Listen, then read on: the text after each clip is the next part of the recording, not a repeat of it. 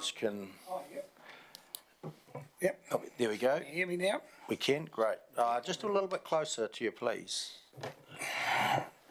That'll be good. Thanks, Brent. Yes, thank you very much. Well, I'd like to welcome all the new councillors. It's the first time I've spoken to you, and I dare say it won't be the last. But at the end of the day, I'm here in a situation that, as you may say all know, I'm the owner of Wastebusters since 2018, so it's coming up 5 years next year. And we've run into a bit of a problem. The main reason why I'm here is that we've run into a main financial problem that ECAN have closed down our green waste operation, and that's been for the last 2 months. And that's the cost of us for 130 grand a year. So we've lost basically a third of our income, which obviously anyone in any business can't sustain that loss. So we're taking the bull by the horns. We've had one saviour that we've had become the Mid-Canterbury sole agent for Plaspac, starting in the new year, but we've been collecting for them for the last. So that's your farm plastics, twines and everything like that. But we don't need the flash yard we've got now because it's 70 grand a year. So we lease another piece of ground around the main street that will shift to there. I want to stay for my full term of the lease because Mr. and Mrs. Luke, who own the property, have been excellent landlords. So I don't want to forego on my lease if I can possibly financially afford it. So consequently, the polystyrene machine, which I think some of you saw the last photos I had here when I spoke, and how we decreased the polystyrene up to 90 times. We get 90 cubic metres of polystyrene, raw polystyrene, into 0.7 of a cubic metre. Waste Management have been taking it off me so far up till now, and their process can get 14 tonne in a 40-foot container. My process, I'm not allowed to load it up because I'll get 66 tonne in the same space. So consequently, it makes the shipping of the thing logistically cuts it in half. You use half as many containers and movements with my process than you do with any other process in New Zealand. And I'm not going to say the world because I don't know about the rest of them, but yeah, so I was very proud of developing that, which involves there is the X machine from Wastebusters. When I purchased that machine. You can see on the screen. And I've developed, how can I move on with this?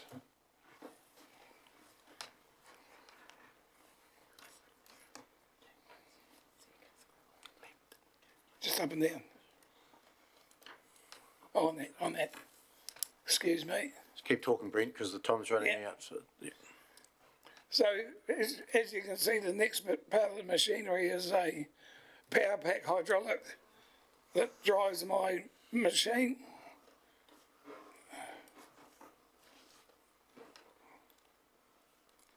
Why is it?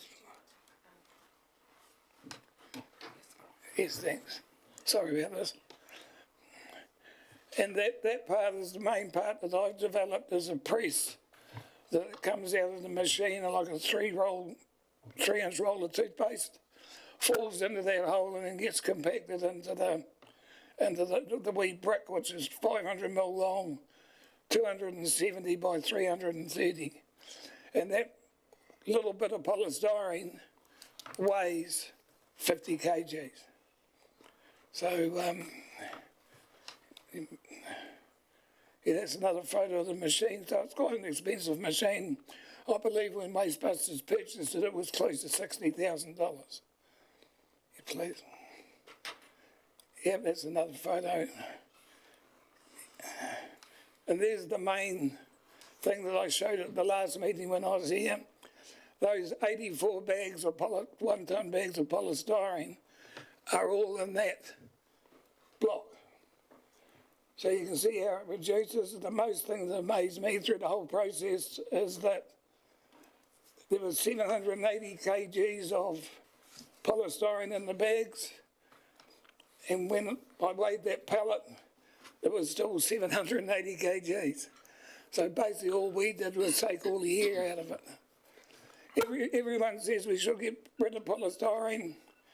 It's the best form of packaging you can get, shock value and everything. If we got rid of polystyrene, we'd have insurance claims coming out our ears with broken TVs and fridges damaged. And so definitely in my lifetime, I don't think we'll ever see rid of it. So really what I'm here for is I'm offering it to the council to purchase so they can operate it. I've spoken to Neil, had a meeting with Neil about it, and I believe for the Ashburton County it's not a financial venture we're getting into, it's an environmental venture. Because not true, but I estimate, with the knowledge I've got on polystyrene, there's about 3,000 cubic metres per year in this town. So if I've got no way of proving that because I don't know what the dump took, but I know what I took. And you take 3,000 cubic metres of our landfill getting filled every year. That's what we're trying to avoid, and this is where I don't think it's a financial thing, it's a very environmental thing. Good. Thanks, Brent, for that. Councillors, any questions? I'll have, a couple here. If we wanted to purchase the machine, when would it be available? Yesterday. Yesterday? And when is the latest it would be available? Like, we've got to go through a budget process if we wanted to purchase, so... Yeah. So when's the latest it'll be available? Yeah. I've got a bit of interest showed in other ones, but there's nothing concrete, and because I'm an Ashburtonian and I've lived and worked most of my working life and childhood here, I'd much rather see it go to benefit the people of Ashburton, not benefit the people of Invercargill or... Yep. So it's... Got a couple of questions coming up, so Councillor Ellis. Thank you, and thank you, Brent. Machine looks like it does a fantastic job. So once you've got it compressed into those bricks, where does it go then? What's the market for it, I suppose I'm asking? The market is very good at the moment. It's like if the recycling market's picked up because of what fuel's done. And, you know, like, so that's why Plaspac have got all these outlets for plastic now, because using virgin plastic was 95% crude oil, wasn't it? So instead of using the virgin plastic, they were using the recycling plastic throughout the world. So, and it's the same as polystyrene. The main factory it goes is to Malaysia, and they process 5,000 tonne of polystyrene per month. So supplementary. So how do you get it from your location to Malaysia? Because we're not big enough to do it on our own, because we'd have containers sitting in the yard for a month before or 2 months before we could even look like filling them. I work with a very nice guy called at Waste Management, the South Island Recycling Management, Waste Management, and Hugh McEwen's his name, and he's excellent. So I ship it to him. I get $502 a tonne plus GST. Landed in Christchurch. But I've got a good deal with Main Freight. They take all my cardboard to you as well. So I've got a good rate there, and I'm more than happy to pass all that information on. And then he loads the container, puts my stuff on the bottom, and puts his lighter stuff across the top. Hopefully to bring a container up to 30 tonnes. Councillor Latham. Thank you, Mr Mayor. Brent, what effort have you made, if any, to sell your machine elsewhere? Are there other people interested, or how interested are they? Or? Oh, well, Waste Management are, obviously, because they want to change their machine in Christchurch. It's going to only get 14 tonne in a container, where if they're 100% using my machine, they'd get 30 tonne in every container. So what offers, if any, if you received it? They're looking into it through their engineering. I don't know if you've ever dealt with big companies like Waste Management, but it becomes a can of worms. Hugh McEwen's had a problem with Hugh. His father died in Scotland, and he's just got back into the country now. So, okay. But no, they're showing a bit of interest. They've got engineers and that coming down from Auckland to install a cardboard machine in Timaru, and he's going to pop it and have a look at it, but there's no firm commitments. Okay. No, But thank- what's happened is that we're talking around for the three things: the press, the machine, and the hydro pack is $30,000 plus GST Councillor Lovett? for the lot.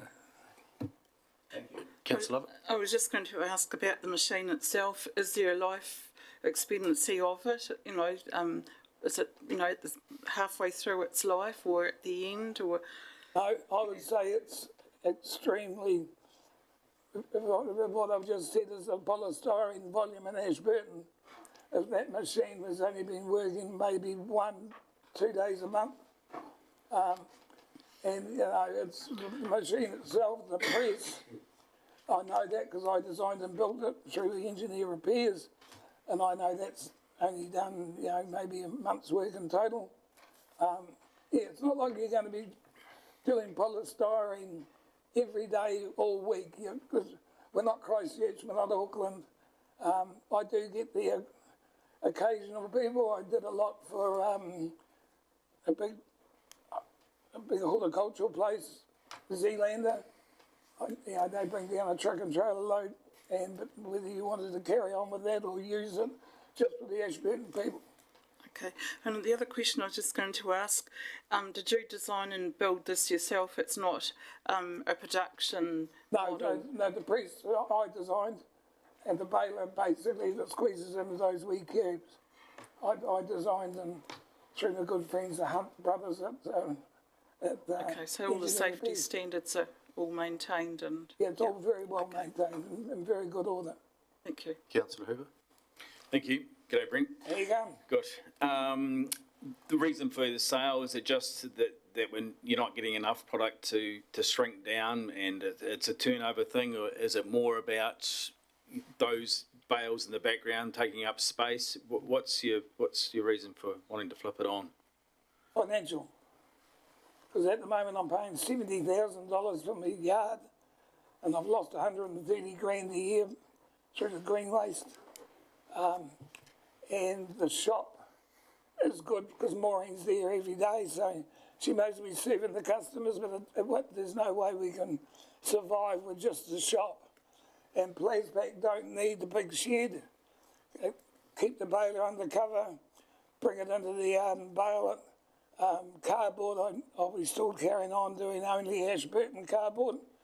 So we used to do Timaru cardboard as well, but they've put their own baler in down there because it's logistically the reason. It's straight financial hoops. You know, So you have, if you went to work tomorrow and your boss says you're losing a 30 income, a 30 income, how would you feel? And that's exactly what Environment Canterbury have done to me. yeah. And the reason they've done it, because I think you've all got to be in knowledge of this, is that I can only store 20 cubic metres at once of green waste. So that's 4 or 5 car trailer loads on Saturday morning, and then I've got to shut the gate. And then I've got to process that, get rid of that before I can take the next 20 cubic metres. We'll get a mulcher in. It's $1,500 setup fee. So that's quite easy to see that that's not economic. And also, I'm not 50 metres off my boundaries.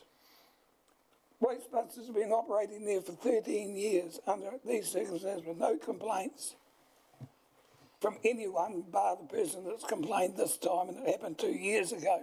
It started. I've spent $20,000 trying to get consent and have got no further. That rule was designed for the 500-acre silage heap, not the wee 500 or 2,000 cubic metre heap in an industrial area in Ashburton. Brent, have you, I have a question for myself. Is there any other machines like this in New Zealand for compressing polystyrene? There's the waste manager, and they've got basically the same machine in Auckland, but they are looking towards me to look at design. They might fly me up there to design a press with them as well. The only thing I've done different, those heat machines are all over the world. The only thing I've done different is I took it to the next level of compacting it, that extra bit, and also making it very easy to handle. Yep, great. No further questions. Thanks, Brent, for coming in. Councillors, what would you like to do with Brent's chat with us today? There's a possibility you could ask for staff to provide us a report on purchasing the machine, if you wished. They have done work on this previously, so it would be dusting off an old report and some more work. I'm in your hands. Councillor Cameron. Listening to Brent this morning or this afternoon suggests there's an opportunity there for council and for the people in the town. So it would be good, I think, to have a detailed report based on the old one, but certainly updated with current information and also a recommendation or otherwise, on how to move forward. I think that would be most helpful. I'll second that. Move in second that we get a report on the purchase of the machine, which is, Councillor Ellis. Thank you, and I support that, but along with economic side of it, there is the environmental side that needs to be covered in that report as well. Yep, let's cover all bases. Yes. Yep. That's good. Further discussion, be moved and seconded. None, we'll put the motion. All in favour, please say aye. Against, carried. Thanks very much. Given good direction. Thanks, Brent, for coming in and, Can I just say one given little that thing, will opportunity. take 2 seconds.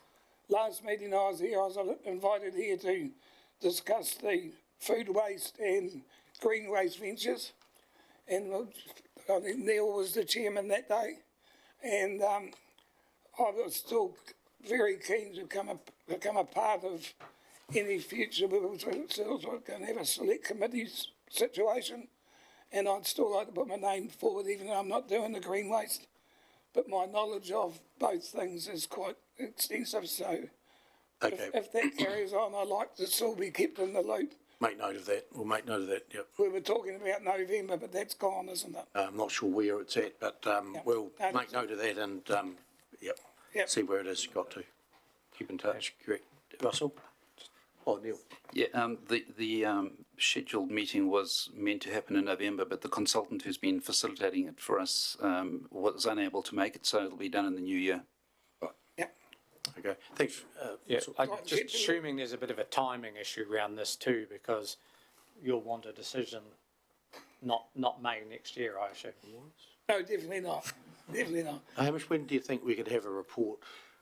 We have a meeting on the 21st, which is only 2 weeks away, and might be a little bit tight, looking at the way they're nodding their heads the wrong way. Yes, let's say February we will bring the report to you, and it will be based on the previous report that council considered. So there is a starting point for this report. We will simply update it, noting the desire for councillors to consider the environmental issues as much as the economic. And we'll bring that to you, and we'll have it in front of you in February. Great, thank you. Well, all I can say is if Mr. Waste Management have their meeting in China tomorrow and give me 30 grand, I'm sorry, it's gone. Yeah. We understand that. But my preference is obviously for the community, because I think it's a great thing. Yep. And, Thanks, Brent, but our wheels just turn at the speed they turn at, yeah. Yep. But thanks very much for coming in and seeing put her us. in top gear, Neil. Yeah, you always have been, Brent. Well done. And we'll no doubt see you another time. Oh, you certainly will. I'm sure we'll be guaranteed of that. Good, thanks, Brent. Next item, councillors, is the confirmation of the minutes. And page 4, any alterations or additions to those minutes on page 3? Item 4, page 3. Page 4. Page 5. Page 6. Page 7. So move in a second that they be taken as read and confirmed. I'll move. Councillor McMillan. Councillor Cameron. We'll put the motion, all in favour, please say aye. Against, carried. Thank you. Next item is number 5. Councillor Cameron, you've got your light on. Receipt of the minutes of the Audit and Risk Committee held on the 30th of November. We just need to move in a second that we receive those minutes. Councillor Ellis, Councillor Latham. Put the motion, all in favour, please say aye. Carried. Next item, number 6, Council Strategy and Plan Review Program. Tony, welcome. Thank you. Anything further to add to your report? Nothing further to add, but this is just a sort of open and transparency around what our schedule looks like over the next 6, 7, 8 years, and also just to offer some reassurance that these strategies and plans are front of mind for the officers as we're developing our work programs. Great. Questions, councillors? And I know I do have one. It's on page 15, and it's on the parking strategy, and which was adopted in 2021. We've got a progress report, and it'll be in 2026. Should we have a progress report a little bit earlier than 4 years' time on the parking strategy? Thank you, through the chair. So that's worked on the premise of a 5-yearly update, which is generally what we're doing with our strategies, is we're bringing them back to you at that 5-year point, at that midway point. If council wanted to pull it forward earlier, we could do so. I just need to juggle a little bit of work around. I haven't refreshed myself on the strategy, but is there any actions in there that need to be reported on early that we need to do in that strategy, or is it just a review of it and it sits? Sorry. All the others get reported on annually or whatever. Through the chair, sorry, so on page 15, that's showing the strategies that council has. So we do take a slightly different approach to those in terms of how frequently we review those. So in terms of the open spaces strategy, we did that review on it was actually a 6-yearly cycle. So Jane and I discussed parking strategy and felt that was appropriate there. With the infrastructure and financial strategy, they're reviewed every 3 years as a part of the long-term plan, hence why they do come through a little bit sooner. The play, active recreation and sports strategy, on discussion with the manager at EA Networks, he's quite comfortable to report at a headline type level the updates on the actions because they're quite prescriptive for that one. So there's a column here which got progress report. Am I reading it's not a progress report? Is it something else? Because you've got the full review, the next column, and it gets reported, the progress gets reported on. Yes, so the progress report would come to you like what we've done with the open spaces strategy at a 5-year mark and tell you, yep, this is how we're tracking, how we're not tracking. And then a full review would come at that 10-year mark unless you decided to pull it forward earlier. I'm thinking about the strategies, the outcomes you want to achieve in the strategy when they're being reported. Was that something different?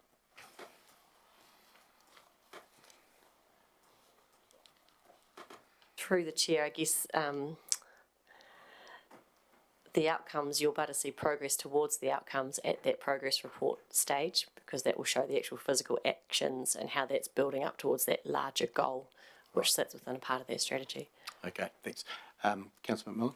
Thank you, through the chair. So the economic development strategy, I know we're discussing that later, but the full review 2032, is that correct if it was adopted in 2017?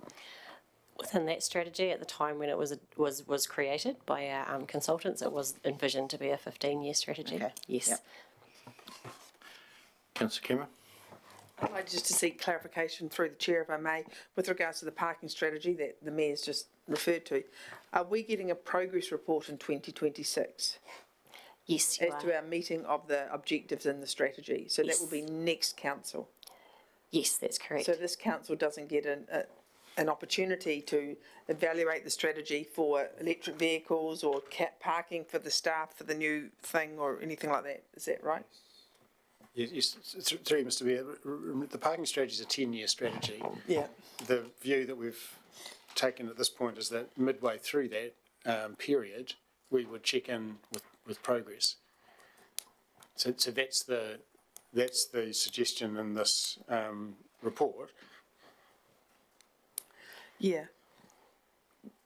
I just wonder, some of these things that we're looking at, example, open spaces, because we want the new road, or the parking, is it quite a fast-moving sort of external environment with regards to changes and electric versus diesel versus charging require a whole lot of different modes that need to be considered, which we may not have realised in 2021.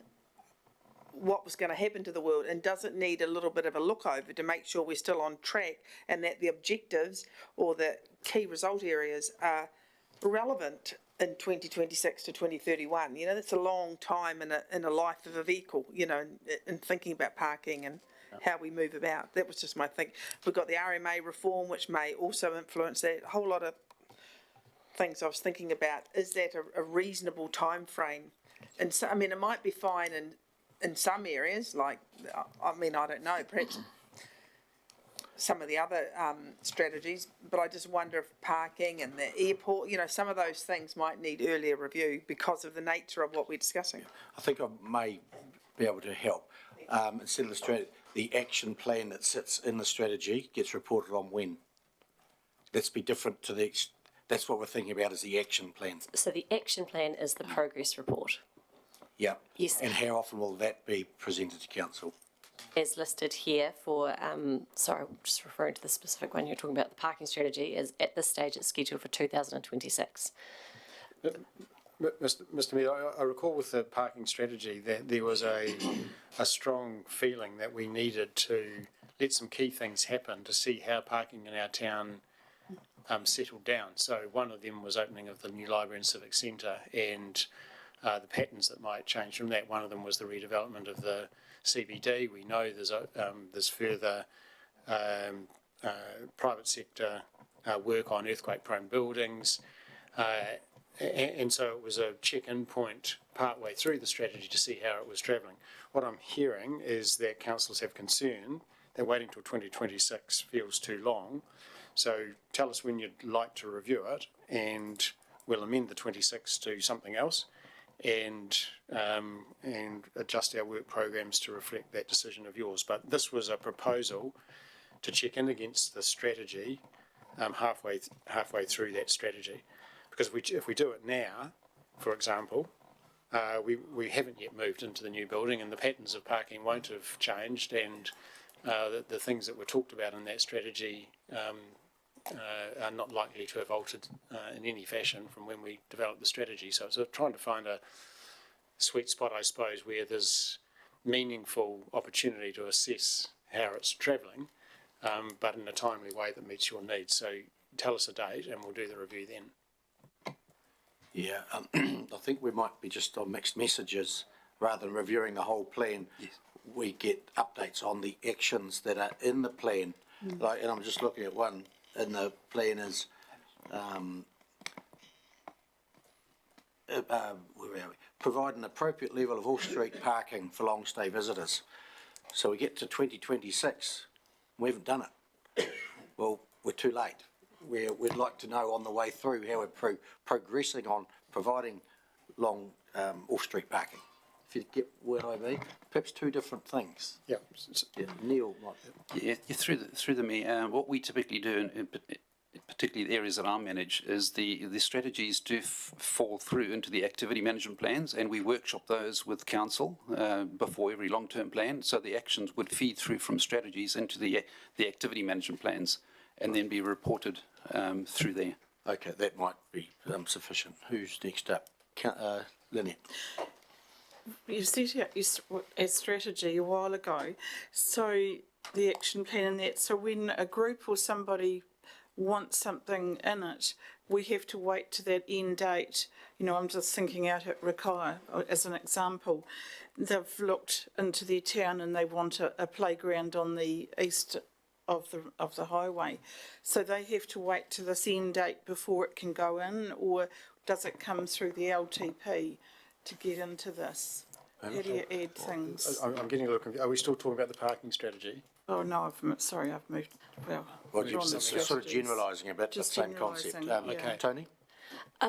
Through the chair, so end of the day, your strategy is your high level, your overarching. This is actually the issues that we're worried about with parking.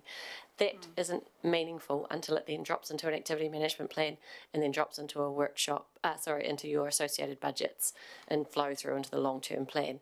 So if Rakaia come along and have indicated to Open Spaces they're really concerned about getting a playground over in the east side of town, that's a matter of a conversation with council. It does not have to wait to feed back up into a strategy, because our strategy might be saying we provide good playground accessibility to all in our community. It'll be broad and overarching, and then that can just slot in underneath that is actually that's us looking to deliver on that strategic approach. Thanks. Councillor Ellis? Thank you. So if we wanted to get some information like, and we used to get it when we had the digital parking sensors, you know, traffic movements in town, or parking movements, I should say, you know, how many times in a day a car came and went from our parking spaces, so we could accurately judge how many people visited town. When do we get that sort of information now? Do we only get it every 5 years, or do we get that in the activity plan? Because some of that information helps with other planning as well. Activity report?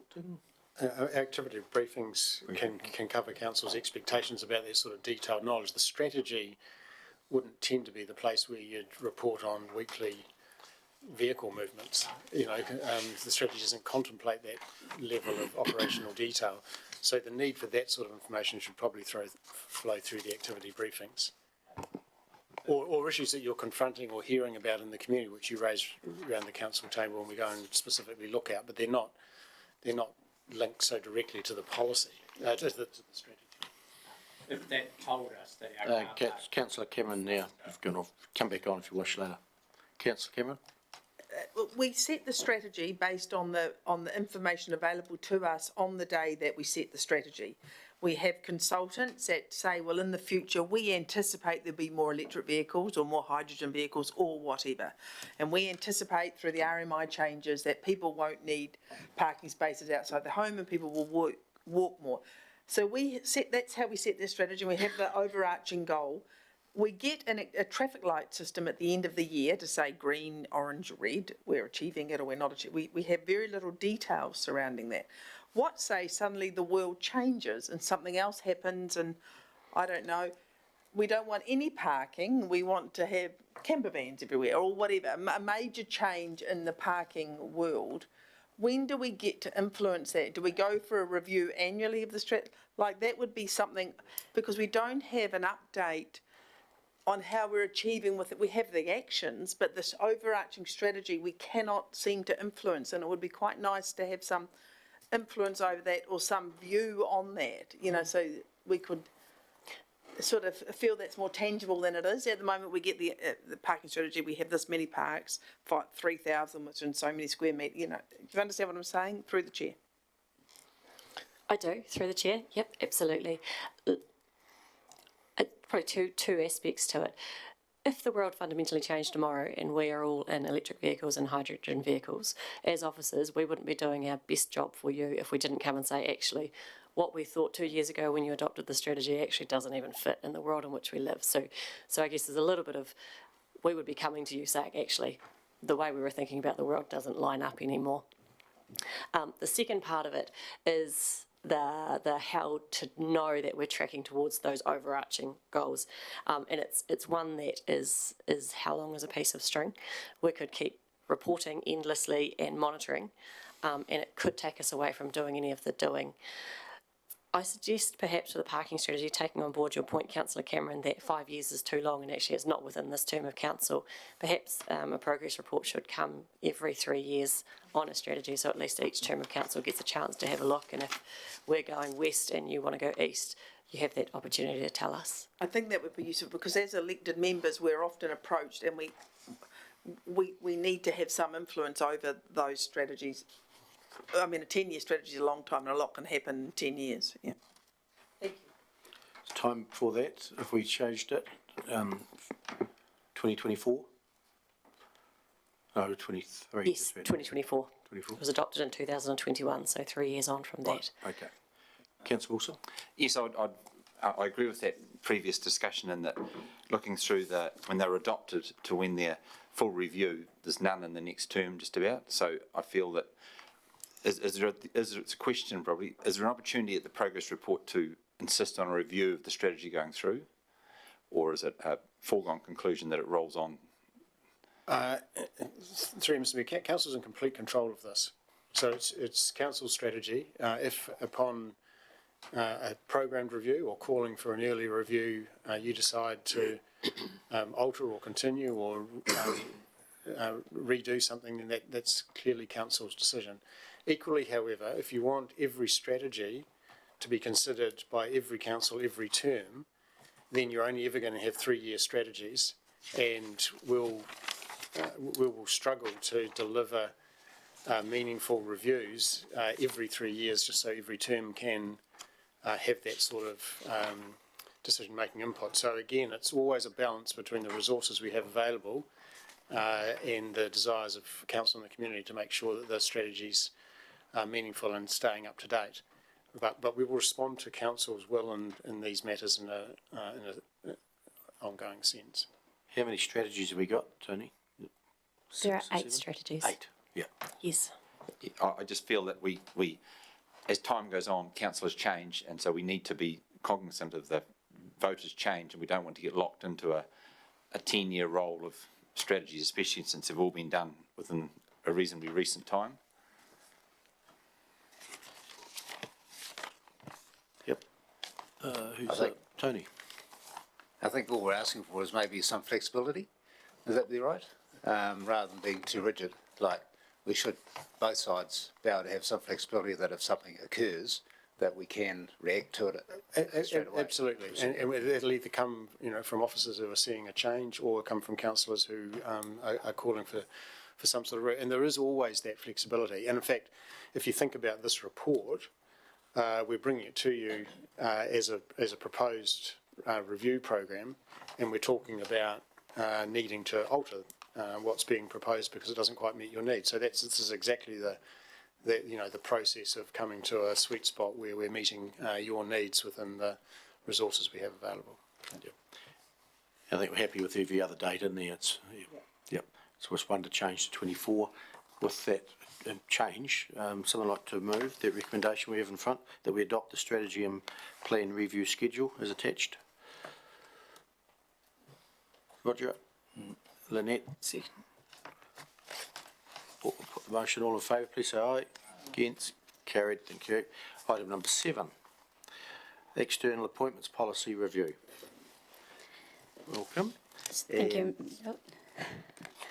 Anything further to add to your report?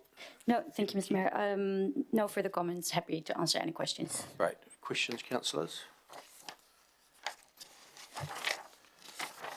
Looks reasonably straightforward to me. Councillor Ellis. Yeah, I have a question for councillors really. It's another one, 5 years. Are they comfortable that it's going to skip a term of council? Yeah, Tony? I was just going to move the recommendations. So no other questions? I'll take Tony's moving. Second that.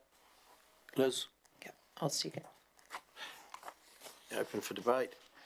If not, none. I'll put the motion. All in favour, please say aye. Against, carried. Thank you. Next item is number 8, smoke-free outdoor areas policy review. Question, anything further to add? No, thank you. No, happy to answer questions. Questions, councillors? Councillor McMillan. I do have a question, and I'm just trying to find, it's on the policy number 5, council buildings. Where do memorial halls sit within this? I know Mount Hunt Memorial Hall is considered a council building when we're deciding open hours, etc., etc. Should it be included within this policy, and then how far do you go with other memorial halls, etc.? Thank you, through the chair. I think you've hit the nail on the head.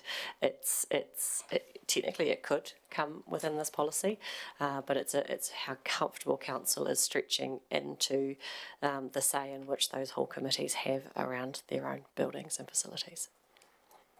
Thank you. And another question just on the Methven skate park, and we visited it yesterday, and we do have the smoke-free and even the vape-free signage up already. So I'm guessing when you're saying that there needs to be appropriate signage, will just someone go and check to see that there's enough signage there, or how does that work? Do you have a measure for how many smoke-free signs you need in a place like that? Thank you, through the chair. So we tend to work with our external partner agencies on giving us advice around that. Look, if they're comfortable with the signage that's there and it meets their needs, we'll be comfortable to leave it as is. Councillor Wilson. I'm referring to number 5, which is in 2018, approximately 14% of people aged over 15 in Ashburton District were considered regular smokers. Is there any updated information on vaping? Because I think when we talk about smoke-free rules, everybody thinks of a big Cuban tobacco cigar rather than the vaping, which is very undetected, and it does, that probably accounts for a larger proportion, but I'm interested to know if there's any data on that. Thank you, through the chair. So that data is coming directly from the census. So we haven't got an updated census until next year, the 7th of March 2023, a bit of a shameless plug, do the census. Within that question, I understand, and I need to confirm, Stats New Zealand are looking to include vaping within that to try and get some better information. But you're correct, we don't have great detail on that at this stage. Councillor Hooper. Thank you. Who polices events, etc.? Through the chair, so the policy is non-enforceable and it's non-policed as such. It's around showing community leadership. In terms of events, council officers have no authority to go along to an event and say, actually, you're smoking, out you go. That's certainly not the approach that we take. Does anyone have any authority to stop people from smoking if they are in a non-smoking area? The only ones that do, within council property, no, but within the Ministry of Health do, around some respective areas to do with licensing, with restaurants and things and outdoor dining. Yep. And Mr Mayor, there are some places that have health and safety risks associated with smoking, and they're able to be enforced as well. Yep. Okay. I just have one question on number 8, and it's under funding. It's coming to the next annual plan. I thought there was funding in the parks budget now because they've been doing signs for years and they replaced them. So I think as they wear out, there'd be a depreciation in the budget, and some of the signs also given by Smoke Free New Zealand, etc. So just wondering if an extra budget is required if we haven't already got a budget, but we can talk about that at annual plan time. Yes, I think we should. Yep. Councillors, no further questions. A recommendation there that we adopt the amended policy and we consider the funding in the annual plan coming up. Consider. Mover, Roger, seconder, Phil. Put the further debate. Put the motion. All in favour, please say aye. Against, carried. Thank you. Next item is number 9. Temporary closure of restricted parking spaces policy review. Welcome. Any further to add to your report? All there. Thank you, Mr. Chair. Nothing further to add. We are happy to take questions. Thank you. Okay, questions, councillors? No. Councillor Cameron. I think this is the right policy. I was reading this in the old policy. There was a cost per I can't remember what it was. Is that right, through the chair? And the cost has been removed from this and now put into fees and charges. Is that correct? Thank you, through the chair. So the cost, as I understand, always came through the fees and charges, but it was on the, we used to have parking meter hoods that would go on the actual parking meter. So with the change to the parking that we have now, we've had to change the wording and associated with that. Okay. But it does all the parking fees and charges, they all sit within the annual plan or the long-term plan. Okay, because in the page 40, we have applicants will be required to pay a fee to council for the closure of time restricted parking spaces as per the Ashburton District Council fees and charges. And on the other one, it was $120 or something. I can't actually remember. Because it doesn't cost, because we offer free parking, it doesn't cost, we're not losing any money with. Can you help me understand that, please, through the chair? Absolutely, through the chair. So it's not about us losing money as such, but it's the inconvenience that it creates within an area for other other people who may be wanting to park there to access the services on that area. And that is a nice segue to my next question, if I may, with your indulgence, Mr. Mayor. Purpose of the closure, that's quite clear, and it's covered by other circumstances.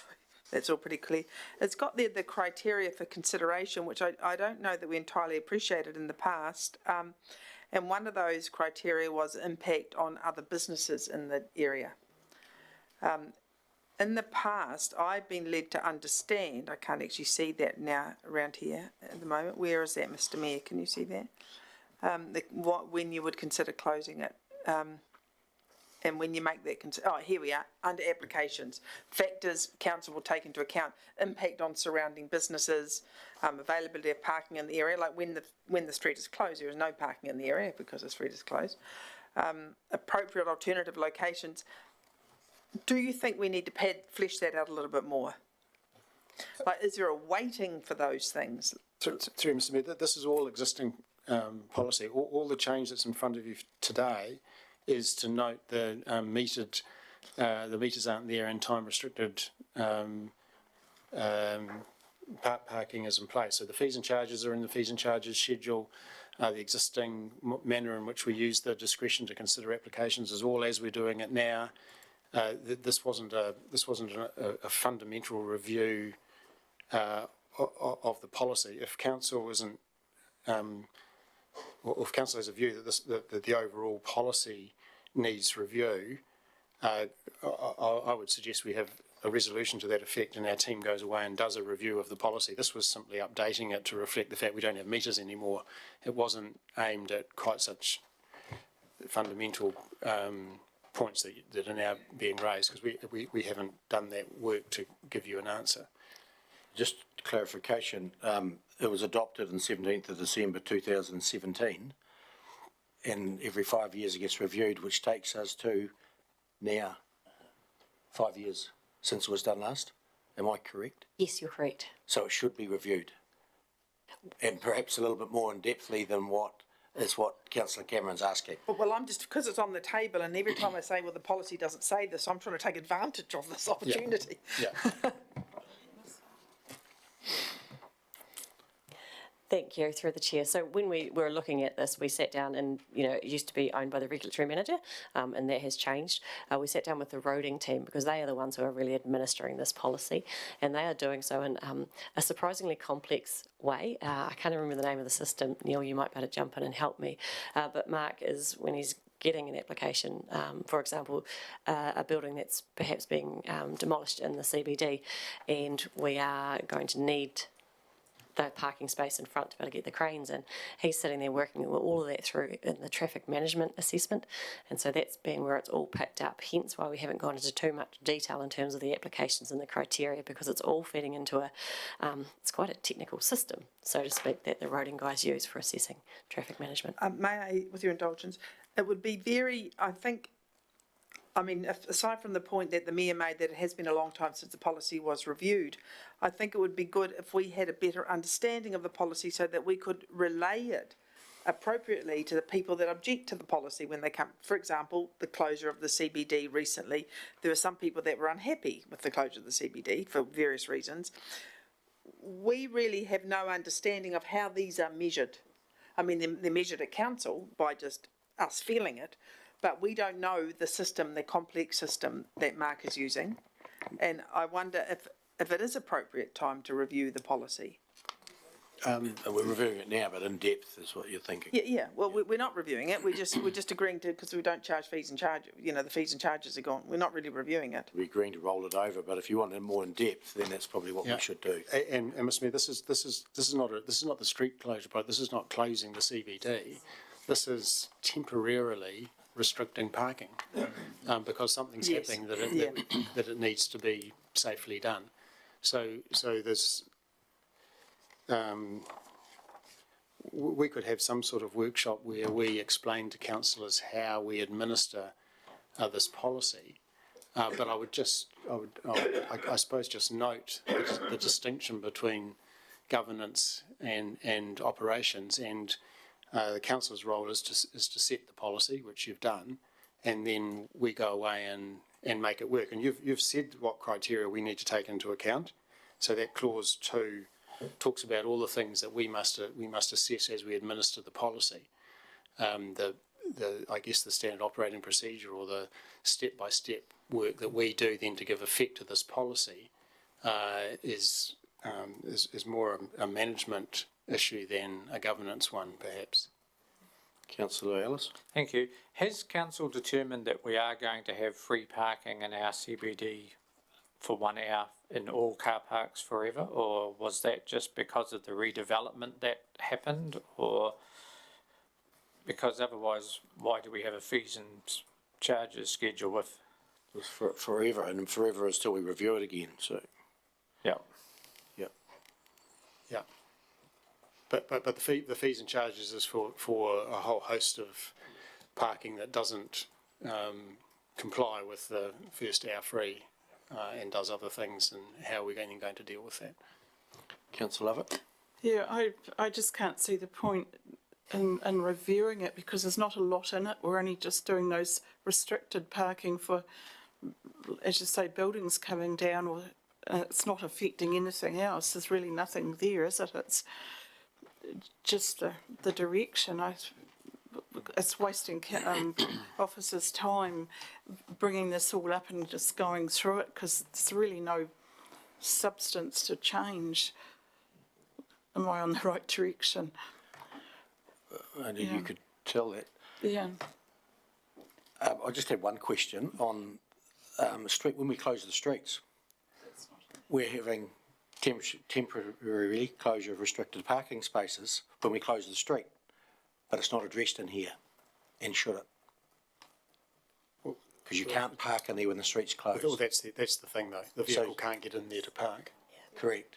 So then we charge whoever for shutting all those car parks off.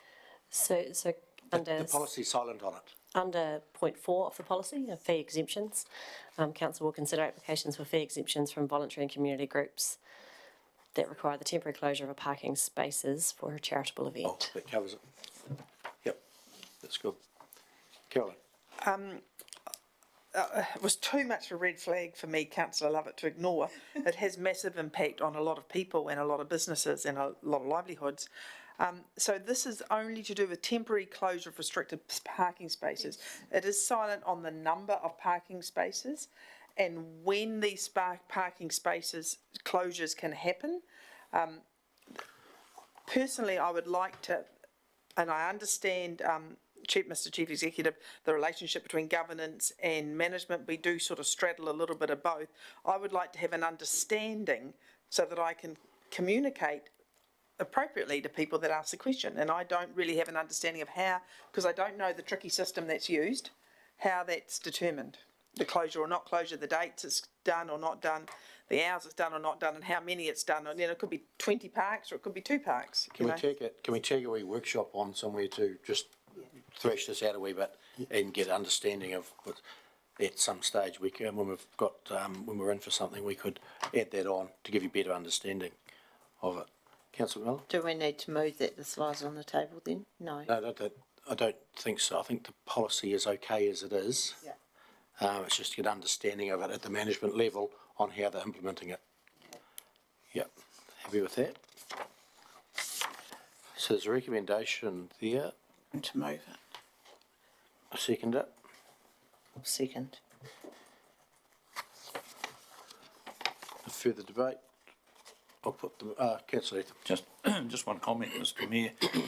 I think for those who are a wee bit concerned or confused, I think item 9 on page 35, after the opening of the new Civic Centre Library, Bering Square, temporary closures of time-restricted parking spaces is expected to occur more frequently due to civic events.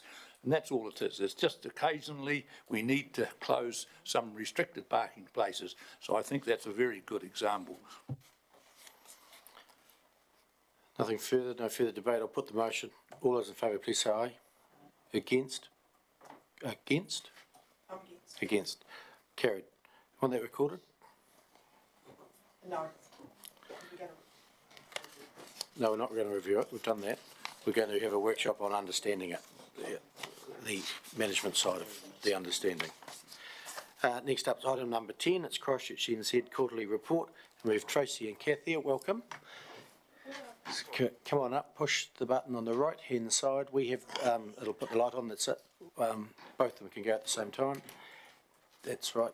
Good. And we have your report in front of us, so if you'd like to speak to it, then we can have some questions. The floor is yours. Kia ora, Mayor. Tracy here. We would be delighted to talk to it. We came along today because it's the first time we've had an opportunity to speak to you after we gave notice about our contract, so that's why we're here as well. But Kath will take you through the quarterly report and answer any questions on that firstly. Thank you very much. I think in summary, the report outlines clearly that it has been a buoyant period. We are seeing robust recovery from border closures and the return of international visitation, as well as a really strong domestic market still. The region has experienced heightened interest from media, and so over recent months we have hosted a number of visiting journalists who are doing stories of the region. And in terms of visitor spend, as noted on page 2, visitor numbers are comparable with pre-COVID numbers, and that's in the face of contracted airline capacity. So airlines are still operating well behind where they were in terms of their ability to bring aircraft to New Zealand. So there is a labour shortage that is compounding that. However, right at the moment, we're feeling that the visitor numbers are certainly exceeding what we expected in the face of COVID. So I'd be happy to receive any questions. Thank you. Councillors, questions, and Councillor Wilson. Yes, I'm pretty new to the council, so I have a question regarding the obviously domestic visitors. Does that mean people there on holiday, or does that mean people that live out of town? And my family have come home from university and they have bank accounts out of the district. Are they considered domestic travellers, or are they? It's a very good question. So because the measure is credit card, and it's basically credit cards that are recorded from outside of region, the point that you make is really valid, and that it could, I mean, visiting friends and relatives is a big number anyway, but those who live, for instance, in Christchurch, could be picked up as being visitors. So it's a known anomaly within our sector that the data, whilst really helpful and certainly provides us a platform to make comparison year on year, the precision, because it is electronic transfers, is not as accurate as we probably would like. I would further put to council that we should take that into account when we're talking about tourism, because obviously even on my farm in Hinds we have a lot of people that come from outside the district to work, and they retain their banking outside, because nowadays you don't change your bank because it's all electronic. So I would implore us not to take this into account sometimes, some of this data.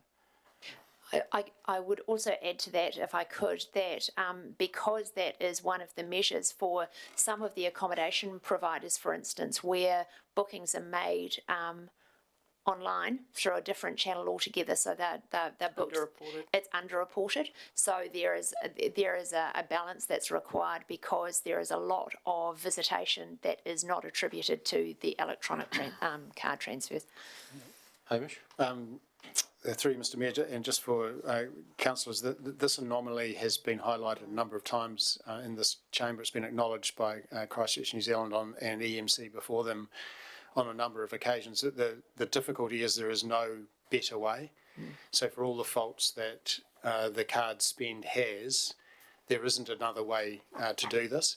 And I agree with Councillor Wilson, the absolute number is actually of less importance than the trends. And so if you're measuring it the same way, and you have done for a number of years, then the trend is valid regardless of whether the absolute number has some anomalies. And just repeating, there is no other way of doing it. So Councillor Wilson's absolutely right, the number will be inflated, probably. It certainly won't be completely accurate, but there isn't an alternative measure that anyone's yet been able to come up with. Thanks for that explanation. Councillor McMillan? Thank you.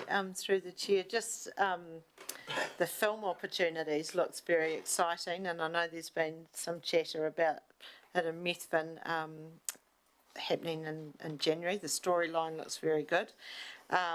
So are there more opportunities coming our way with film, and how will that progress? Will it progress, I suppose, after February? So the answer to that question is yes, definitely. Within the Christchurch NZ offices is Screen Canterbury, which are focused wholly and solely on creating opportunities for film and screen to come to our region, and they have identified Mid Canterbury as being a very rich region of opportunities, which will continue beyond this period of time because we have got such fantastic places and spaces to shoot. It was really apparent, of course, with the filming of Lord of the Rings that there were really special places, and that's gone on to create some tourism opportunities as well. I just note there that the storyline is That's for suspicious, the Mayor. person to leave New Zealand, return safely to Norway, all while evading the suspicious mayor. If you need assistance in finding one of them, I can help. Won't look here, no. I was just saying that there was none here, but I may know of some elsewhere. Excellent. We regard it as a documentary, Mr Mayor. Councillor Cameron. Thank you for the report. Just talking to Richard's comment about the validity of the data. You've got a sentence in here that you talk to the operators across the region. Do you have a number of operators in Ashburton or Methven or in our region that you talk to? Across the region, yep. Is it 10 people you talk to every month, or is it just a general vibe? So there is an extensive database, and regular contact is had with a real cross section of them. And what we do know is, for instance, Brinkley's Resort, Ski Time Methven, and the Ashburton Suites have. Just as examples, they have identified that they are experiencing demand that exceeds their expectation, and this season particularly has been exceptional for them. The other operator that we've spoken with, Nigel and Miriam Burt, have reinstated their hunting business or guiding business, which is a really positive sign because that is very reliant on international visitation. And Red Cottages, which is their accommodation product, has been in huge demand. So they're feeling really optimistic about the direction that things are headed. My question really related to, are you going to talk to those same operators next quarter so that we can get a gauge, like we've got the dollar gauge, which we've identified some serious flaws in it, but it's the best we've got. Can we get a gauge from like a little forum? Do you do those same people constantly so we...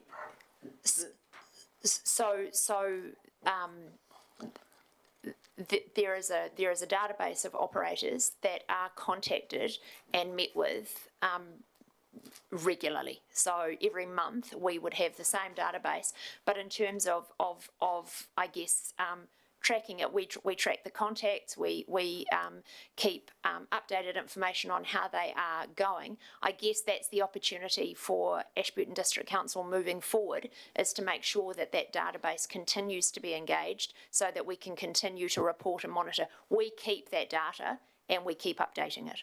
Yes. Councillor Miller. Thank you, and that probably leads on to my question about the advisory group. And I know they've had 3 meetings to date. I think they're due for one in December. I don't know whether they'll... But is that some way we can keep a track of what's going on out in the market as well? They're providing feedback, and I presume that the December meeting will be their last meeting. So absolutely, that advisory, the group, those meetings are minuted, and yes, they provide us with a snapshot from their sectors as well, and we actually have advisory group members who are located out of region as well, but have an association with the region. So definitely, there may even be one in the new year, but we've just had one, and we will have another one. Councillor Todd. Thank you, Mr Mayor. On my phone every so often, it comes up from Christchurch NZ, places to visit within 2 hours of Christchurch. And it talks about Akaroa, talks about Hamner, talks about Methven, talks about Tekapo and other places, but not about Ashburton.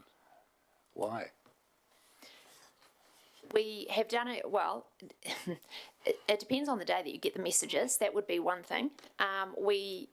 We entered into a campaign, which was actually a 5-month campaign. It was called Explore CHC. So that campaign was it was commenced in April of this year and it concluded around about October, and it served up different content from across the wider region, and Mid-Canterbury invested as a partner in that campaign. So there was product from Ashburton that was served up as a part of that campaign. However, quite a focus of it was around winter as well. And so Methven, you would have seen content served up from Methven because it was about driving that winter and ski visitation. It depended on the day that you saw content. There was content in that campaign which was about driving visitation to Ashburton, but it was a regional campaign that talked about a myriad of activities. It wasn't excluding Ashburton. It included Ashburton, but it was ongoing for a whole 5 months. So there was a lot of content in different places. I might just want to add to that, if it depends digitally, I'm not sure what platforms you're using, but the digital smarts of today don't they actually know where you are. So they don't serve you up things of where you are. So that may be another factor there, that they don't say go to Ashburton if you're in Ashburton, because obviously that's not a good spend. Councillor Lover? I look at in the Mid-Canterbury Cycleway, there's no funding there available. How do we get that advanced? How do we get this going? Because on the motor caravan site, you often see people asking questions about what is in Mid-Canterbury, and we've got some great cycleways here for people to do, so we kind of need to start pushing that on, because people travelling through, they're staying up there in the new park and they're wanting to do things local. Yeah. And they're here, so we need to kind of progress that somehow and get them biking down to Lakewood or the tracks up in Mount Hutt. And, you know, we have got an audience out there, but we need to capture them and get some funding in, perhaps into the sector. I think that's a really good point, and it leads to destination management planning, which is exactly what those kind of things are about, what infrastructure is required for visitors that you want to attract. And cycleways is one that comes up in destination management planning. So we're midway through that process. We've started with the Christchurch Place narrative and we've done some data, and next year we move into that, and in February we'll be doing some workshops around that. So some action planning, I would expect, if that's a key issue for this region, that would come up from that. And it's actually a really good segue into that discussion about why those things sit beyond marketing in destination management, not marketing, because you need to look at how you invest in infrastructure and make those choices for your region. Is the destination management plan different to the destination marketing plan? Yeah, marketing is within the destination management plan. There's like 16 points that MB looks at. Lead to my question now. I see destination marketing plan, it's in the early stages of construction, it says. And you're probably going to tell us something that, is that going to carry on? So the destination management, handed back, or yeah, Simon participates in that work with us and has been to some workshops, and that we have engaged a company that's doing that work, and that goes through to the middle of next year, that funding from MB to do that on behalf of the region. So in February you'll hand it back to us? No, that's the next stage of engagement with the community that I was talking about, where we could get input. There's also a social comments board for this region that I encourage you to have a look at as well, that picks up what your constituents are thinking about as important to them, and then those plans get developed, but we'll be engaging, and Simon's part of that process that we're engaging with, but the plan is due towards the middle of next year. Yep. And could I just add to that, we will actually be undertaking some workshopping in the middle of January as well. So the middle of January and then early in February. So there'll be 2 series of workshops from a community perspective that help to inform the development of that destination management plan. Right, thank you. Councillor Wilson. So it probably leads on from what you've just been talking about. The destination recognition is what I would say, that when I read, we talk about Mid-Canterbury. Mid-Canterbury does get confused sometimes in the greater tourist world as being which part of Canterbury is it, but I see listed on page trade and media for mills, is it? Methven is mentioned a lot. Do you see that as when people talk of tourism now, it's more specific areas than if you talk a general region, it's harder to perhaps nail it down rather than a specific locality? Absolutely, and visitors don't understand borders, so they don't understand borders at all. This has been a challenge, and I guess it's an opportunity as well, in the sense that at the moment Methven is very popular and has received a lot of exposure through various media opportunities, including Tourism New Zealand heroing a product from Methven, and that goes a long way to driving visitation. that has created some challenges as well, I'm sure. So in terms of Mid-Canterbury versus Ashburton and Methven, I would say Mid-Canterbury, yes, low level of awareness. Methven becoming really good awareness. Ashburton, there's opportunity. Councillor Lovett? Another question around the agritourism. You're not kind of looking into that, and I've just had an email yesterday. A busload of Danish farmers are coming out and wanting me to host them on the farm, looking at the arable side of it. And there is probably, we have a few of those every year. It really fails me to see why we're not actually looking into that side of it, because it is a big bit of our district and products. So that's another thing that will come out of the work that's being done around destination management planning, and it will be flagged as an opportunity, I'm sure, and it has been something that has been flagged. We're aware that is a real strength for this area. Yeah. However, I'd also add to that during the period of challenge around lockdowns and border closures, we did do some work, and we actually engaged the services of an agritourism specialist to work with us here to identify opportunities, and we did speak with a few potential businesses around whether that was a place or space that they wished to develop. At the time, I think that it was just everything was really challenging, but it's definitely something that has been identified. We have been working with somebody who can help to further evolve those opportunities, and I do think that that will be something that comes out of this work that we're undertaking in January and February within the destination management plan. That prioritisation of visitor that you seek. So I can tell you the tour company, I'll let you those details later on, because they're trying to find more in the district. Fabulous, great. Councillor Ellis? Thank you, and just going back to the previous conversation, I see Methven very much like Hamner. They don't market Huranui or Amberley, it's come and visit Hamner, then the district gets a benefit from that. And I think we in Ashburton have to embrace that Methven now, especially with the hot pools as well, is our little crown jewel for tourism, and we can tag on to it once our ice skating rink's up and functional as well, because it's a short travelling distance as well from there. And I think Ashburton will benefit as well just from what happens in Methven. So I think we need to embrace that and support it. Yeah, I participated in some of Huranuri's destination management planning, and you're right, they've focused on wellbeing, but they've added, I guess, touring routes off the back of it to let those other towns benefit from people getting there in and out. So it's a really good point. Looks like no further questions. Tracy, do you want to say something? No, I just wanted to be here to have an opportunity. We want to have a continuing good relationship. We're neighbours, and yeah, we just wanted to be here and say that to you. Thanks very much. Move in a second. We received that report. I'll move. Councillor McMillan. I'll second. Councillor Lovett. Put the motion. Nothing. And all in favour, please say aye. Against? Carried. Thank you. Thank you, ladies. Thank you. Well done. Not yet, Simon. We have more guests. Not that they're any more important, Simon, but they've come a long way. With Kiwi Rail here now, welcome Mark and Dave. Please come forward, and just going to give us an update on Kiwi Rail things. We'll see the intersection up here with the lights and the rail all working well and done, which is good. Turned aside at North East Business Park, which is Waring site, which is good, to get the rail out of the middle of town. So perhaps in a year's time it'll be out, which will be great. Free up some land there, and the old shed with graffiti all over, that's gone. It's another to the plain, so that's another positive.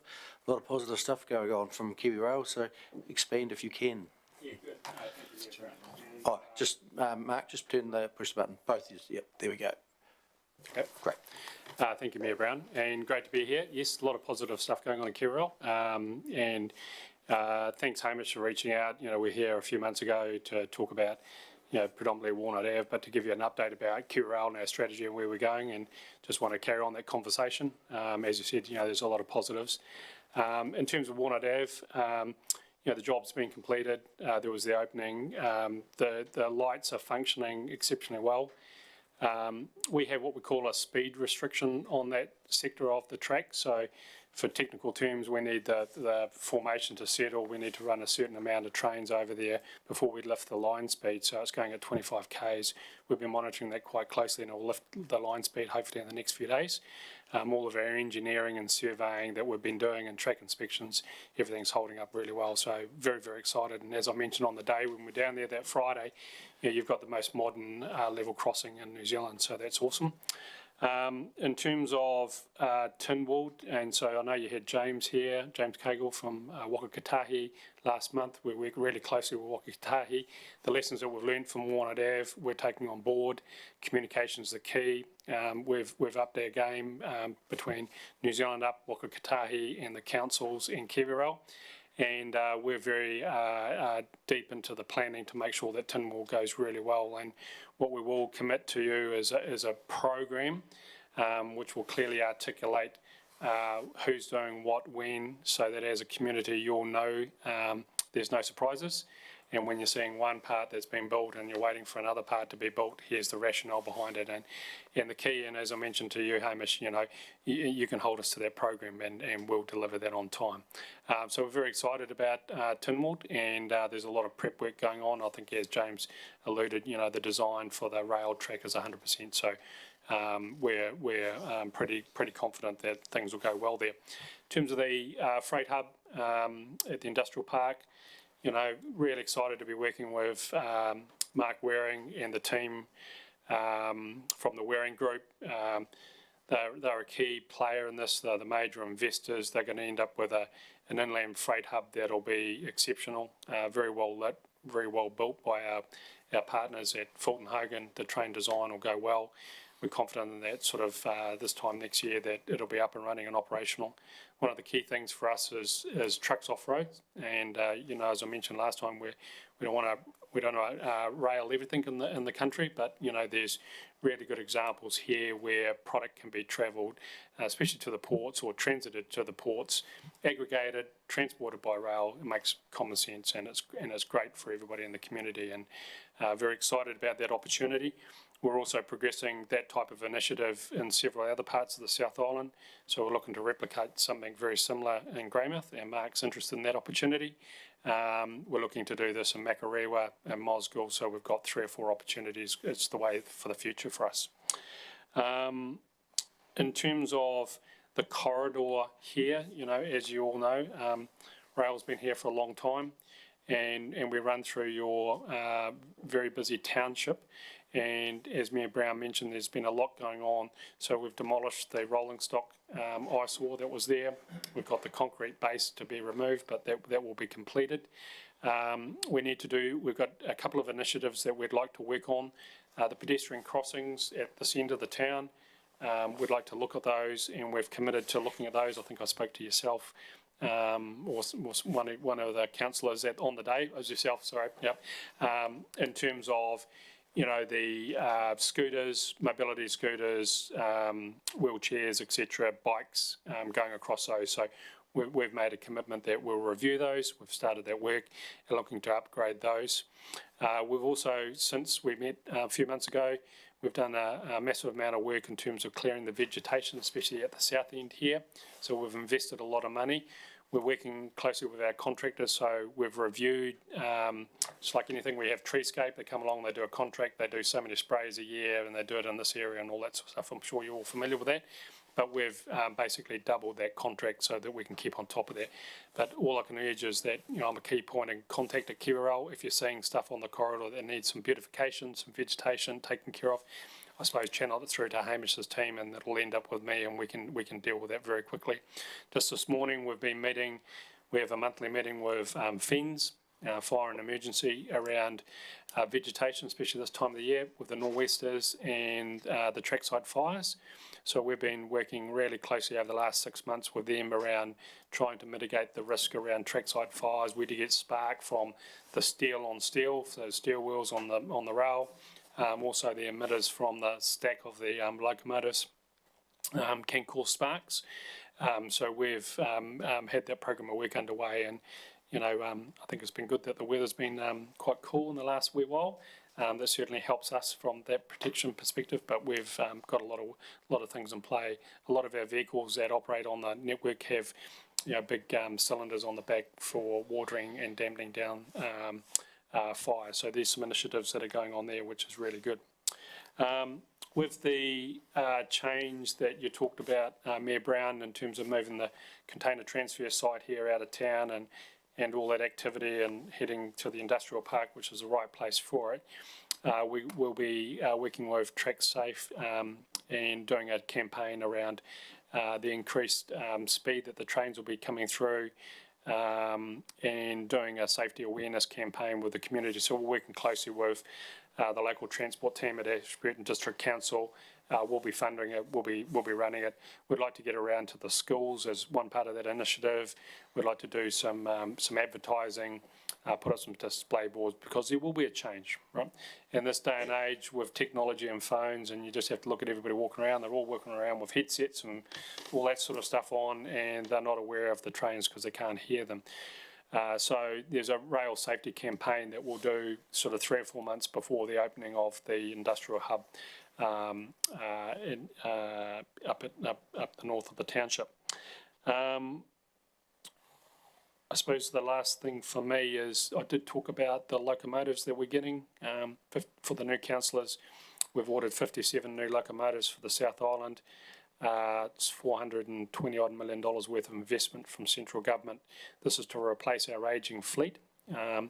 And we had the chief executive of a company called Stadler, who are based in Valencia in Spain, come out here last Monday and spent the day with us with his project team.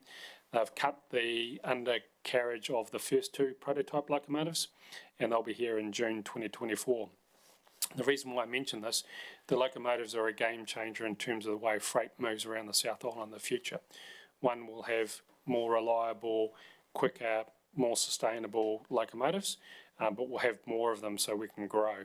So that's a key for us in terms of connecting with New Zealand, connecting with the supply chain in terms of being able to take more freight off the road and put it onto rail and move it around New Zealand. So the locomotives are a key part of it. We've already worked really hard around the wagons, and we're in a good position around the wagons, but we're just waiting for the locomotives. So they'll be here in June 2024, and Mayor Brown, we'll let you have a drive of them. One of them. There's nothing wrong with that, is there? So look, there's a lot of really good positive stuff going on at Kirrell. We're extremely busy at this time of the year, moving everything around. We've got a good team, and it's great to be able to have the opportunity just to share a few of the initiatives that affect the local community here. I suppose I'm happy to take any questions. Dave, you anything to say? Or? No. I mean, the only thing I would add as well is if there's any concerns sort of over that holiday period. I mean, I'm one of the people who monitors. We've got a Contact Us Kiwi Rail inbox for any sort of concerns around vegetation or graffiti or things like that crop up. So, obviously fire those through and we can obviously get them taken care of. If someone wanted to contact you, what is their contact? Literally just contact us at kiwirail.co.nz. Oh, it's the email address? Yeah, that's an email address as well. If contact us at kiwirail.co.nz. Yeah, if you can't obviously get hold of Mark for that kind of Just stuff. one question before I go to others. Mark, the machines you're replacing, what's the age of them? Yeah, look, as I mentioned to the councillors who were here last time, the heritage rail vehicles are classified as something 40 years old. Our whole fleet's a heritage fleet. I was lucky enough to be in Dunedin yesterday, and it's 150 years since the first locomotive came in and the first piece of track was laid in New Zealand. And so they brought the locomotive into Port Chalmers, and then laid the track with using the locomotive, and so great celebration. But our history is really important to us, and it's great to be part of those celebrations. So if you've got anything that's going on in the community around celebrating your history, and you need Kirrell involved, we're working across the whole South Island. It's at Moana last week, looking at upgrading their overbridge and doing some other stuff to their railway station. Heritage buildings, celebrations and events and all those sorts of things. If you need Kirrell involved, just get in touch with us. Sounds great. I'm sure you probably know, but over in Timor we have the Plains Railway Museum. Yes. Which has the K88. It's probably that first one that come out. It's still working today. The people over there keep it going. So we meet quarterly. So with the FRONZ, Federation of Heritage New Zealand, And so, we meet with all the rail operators. They use our track. They're more than welcome to have access to the track. They're rail operators in their own right. And not a lot of people know that, it's just not Kiwi Rail operating across New Zealand. It's Transdev, it's One Rail, it's Glenbrook Steel, it's Dunedin Railway. So there's multiple operators in New Zealand. And, we work really closely with them. We are the network access providers, but it's not just us, but, our heritage is extremely important. And, we've got Otera Tunnel Centenary, 4th of August next year, which we're sponsoring.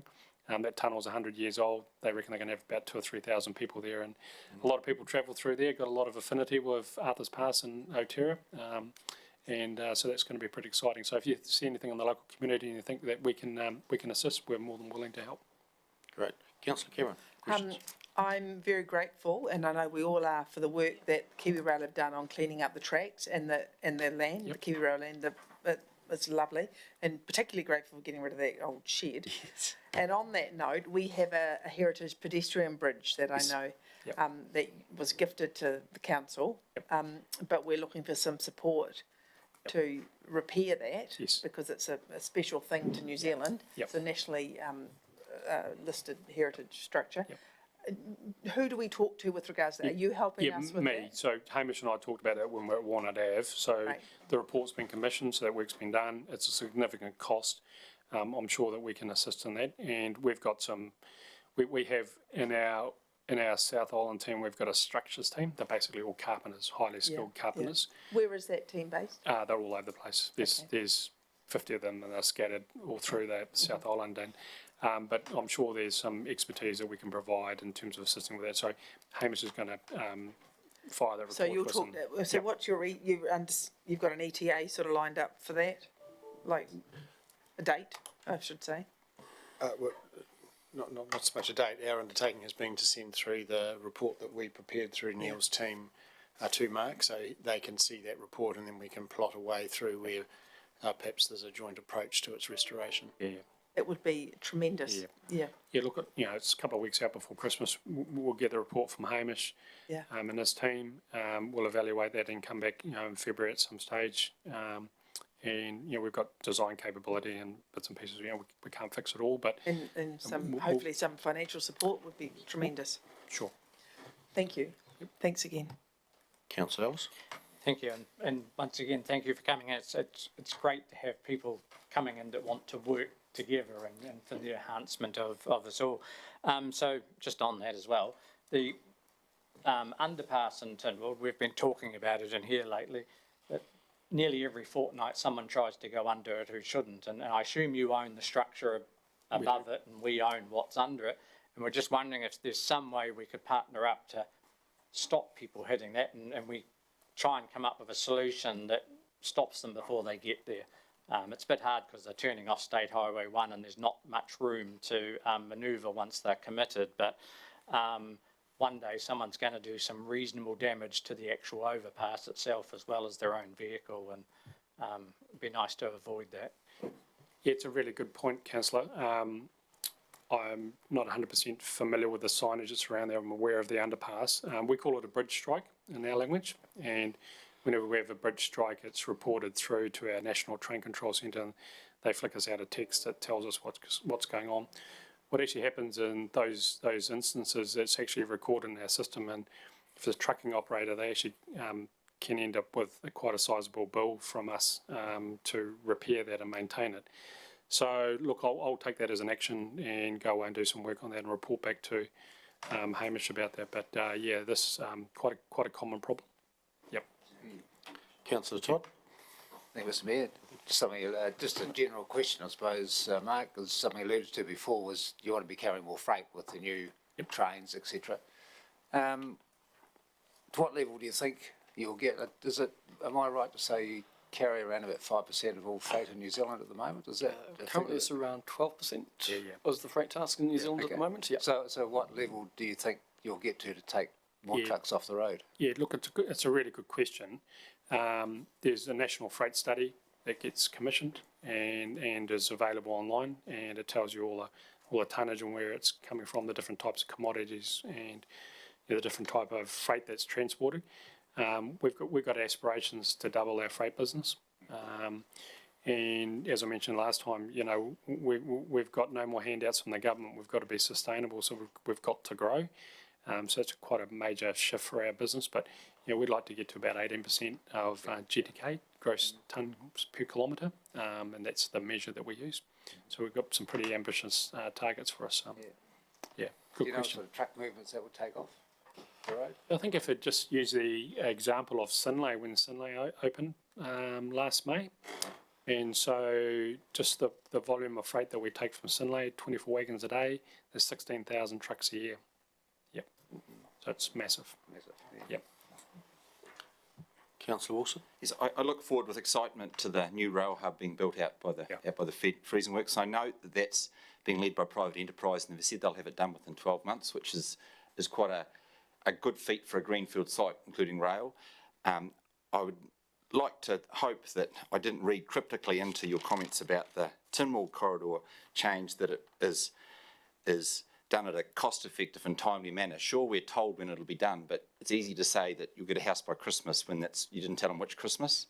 Yeah. So I'm hoping the learnings are that it's not going to be done at a more cost-effective way, but it's done in a quicker and more, what's the word for it, consistent way, you know, because we're talking about a rail hub being built in 12 months, and we hope that the Tynwald corridor is done in a much more expedient manner than the one at the top was. Yeah, no, you've raised a couple of good points. So, I think as James alluded to, so the design work's just been finalised. It goes to the market in March, and they're hoping to award the contract, and then the contract, you know, will be based on, you know, market prices and timeline and evaluated, right? So that will dictate the timing. So it's not going to be forever and a day. It's not going to be a couple of years. It'll be done quickly, and that's part of the review that Waka Kotahi and ourselves will do when they let the contract. In terms of the freight hub out here, it's the build's 12 months, but as Mayor Brown knows, it's been sort of two or 3 years in the making. So the design bit's been really technical. Then there's the funding aspect and all that sort of stuff. And I think it's a real credit to the local community here, the way that the funding structure for this initiative's been developed, funded by local government, central government, private equity, and a little bit of funding from KeyRail. So it's a really good blueprint for the future. Can I just finish my question? I'd like to just make sure that part of the funding, the design of Tynwald does take into account the cost of business of that road being slowed down, because every day I farm in that district, and every day that we have to spend 10 minutes more, us going there, contractors, everybody going, it does cost us quite a large amount of money. So we need to hope that's taken into account, not just the KeyRail business, the actual wider community that pays for it. Look, I'm not a local, but you know, I've come up from Dunedin this morning, and you know, I was backed up there quite a bit, and we haven't even started construction. So yeah, I understand what you're saying. Yeah, just remembering it's a project with Waka Kotahi and Waka Kotahi, yeah, so it's quite a good point. Yeah. It's a Waka Kotahi-led initiative that we are just a partner of. Then there'll be, you know, potentially Fulton Hogan, who they work really well with, ourselves, but we've all got to work together. And I think that was a key message from Walnut, was around the communication, establishing what the program is, telling the local community that it's going to be done by here, and then everybody being held to account. And if it's not delivered by then, everybody can start screaming, and that's the last thing we need. Excellent plan. Thanks, good question. No more questions, so councillors, so thanks very much for coming in. Fantastic. Yeah, thanks for the opportunity. Really good. Cheers. And we'll see you next time to give an update. Thanks very much. Thank you. Next item, Simon this time. Economic Development Quarterly Report, July or September 2022. Simon, anything further to add to your report? No, nothing to add. The councillors' questions?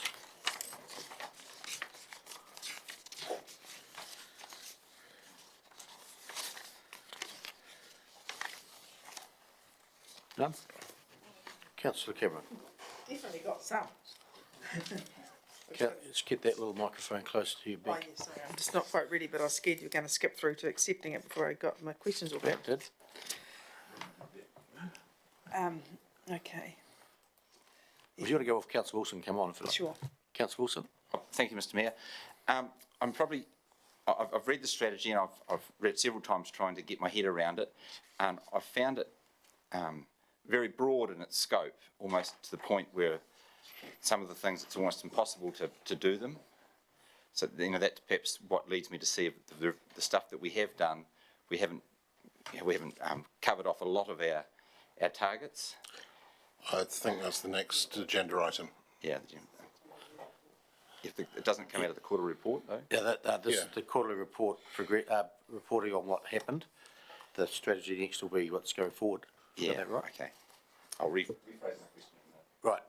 You go. Do you want to go over it? I can turn off. No, you go. Okay. Simon, there's a lot of words lobby in that strategy. How are you, in the quarterly report, beg your pardon? We're on page 52 at the moment. I'm on the actual report. Well, we'll stick to page 52, which is the item number 11. I think you're on item number 12.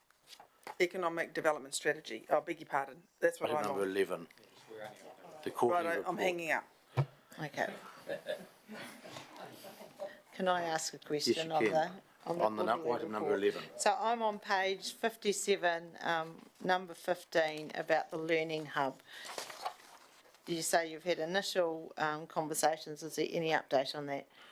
Not from what's previously been updated. So this remember is reporting from the July period to the September period. So the information you've had is being, that particular piece of information is just being recaptured here.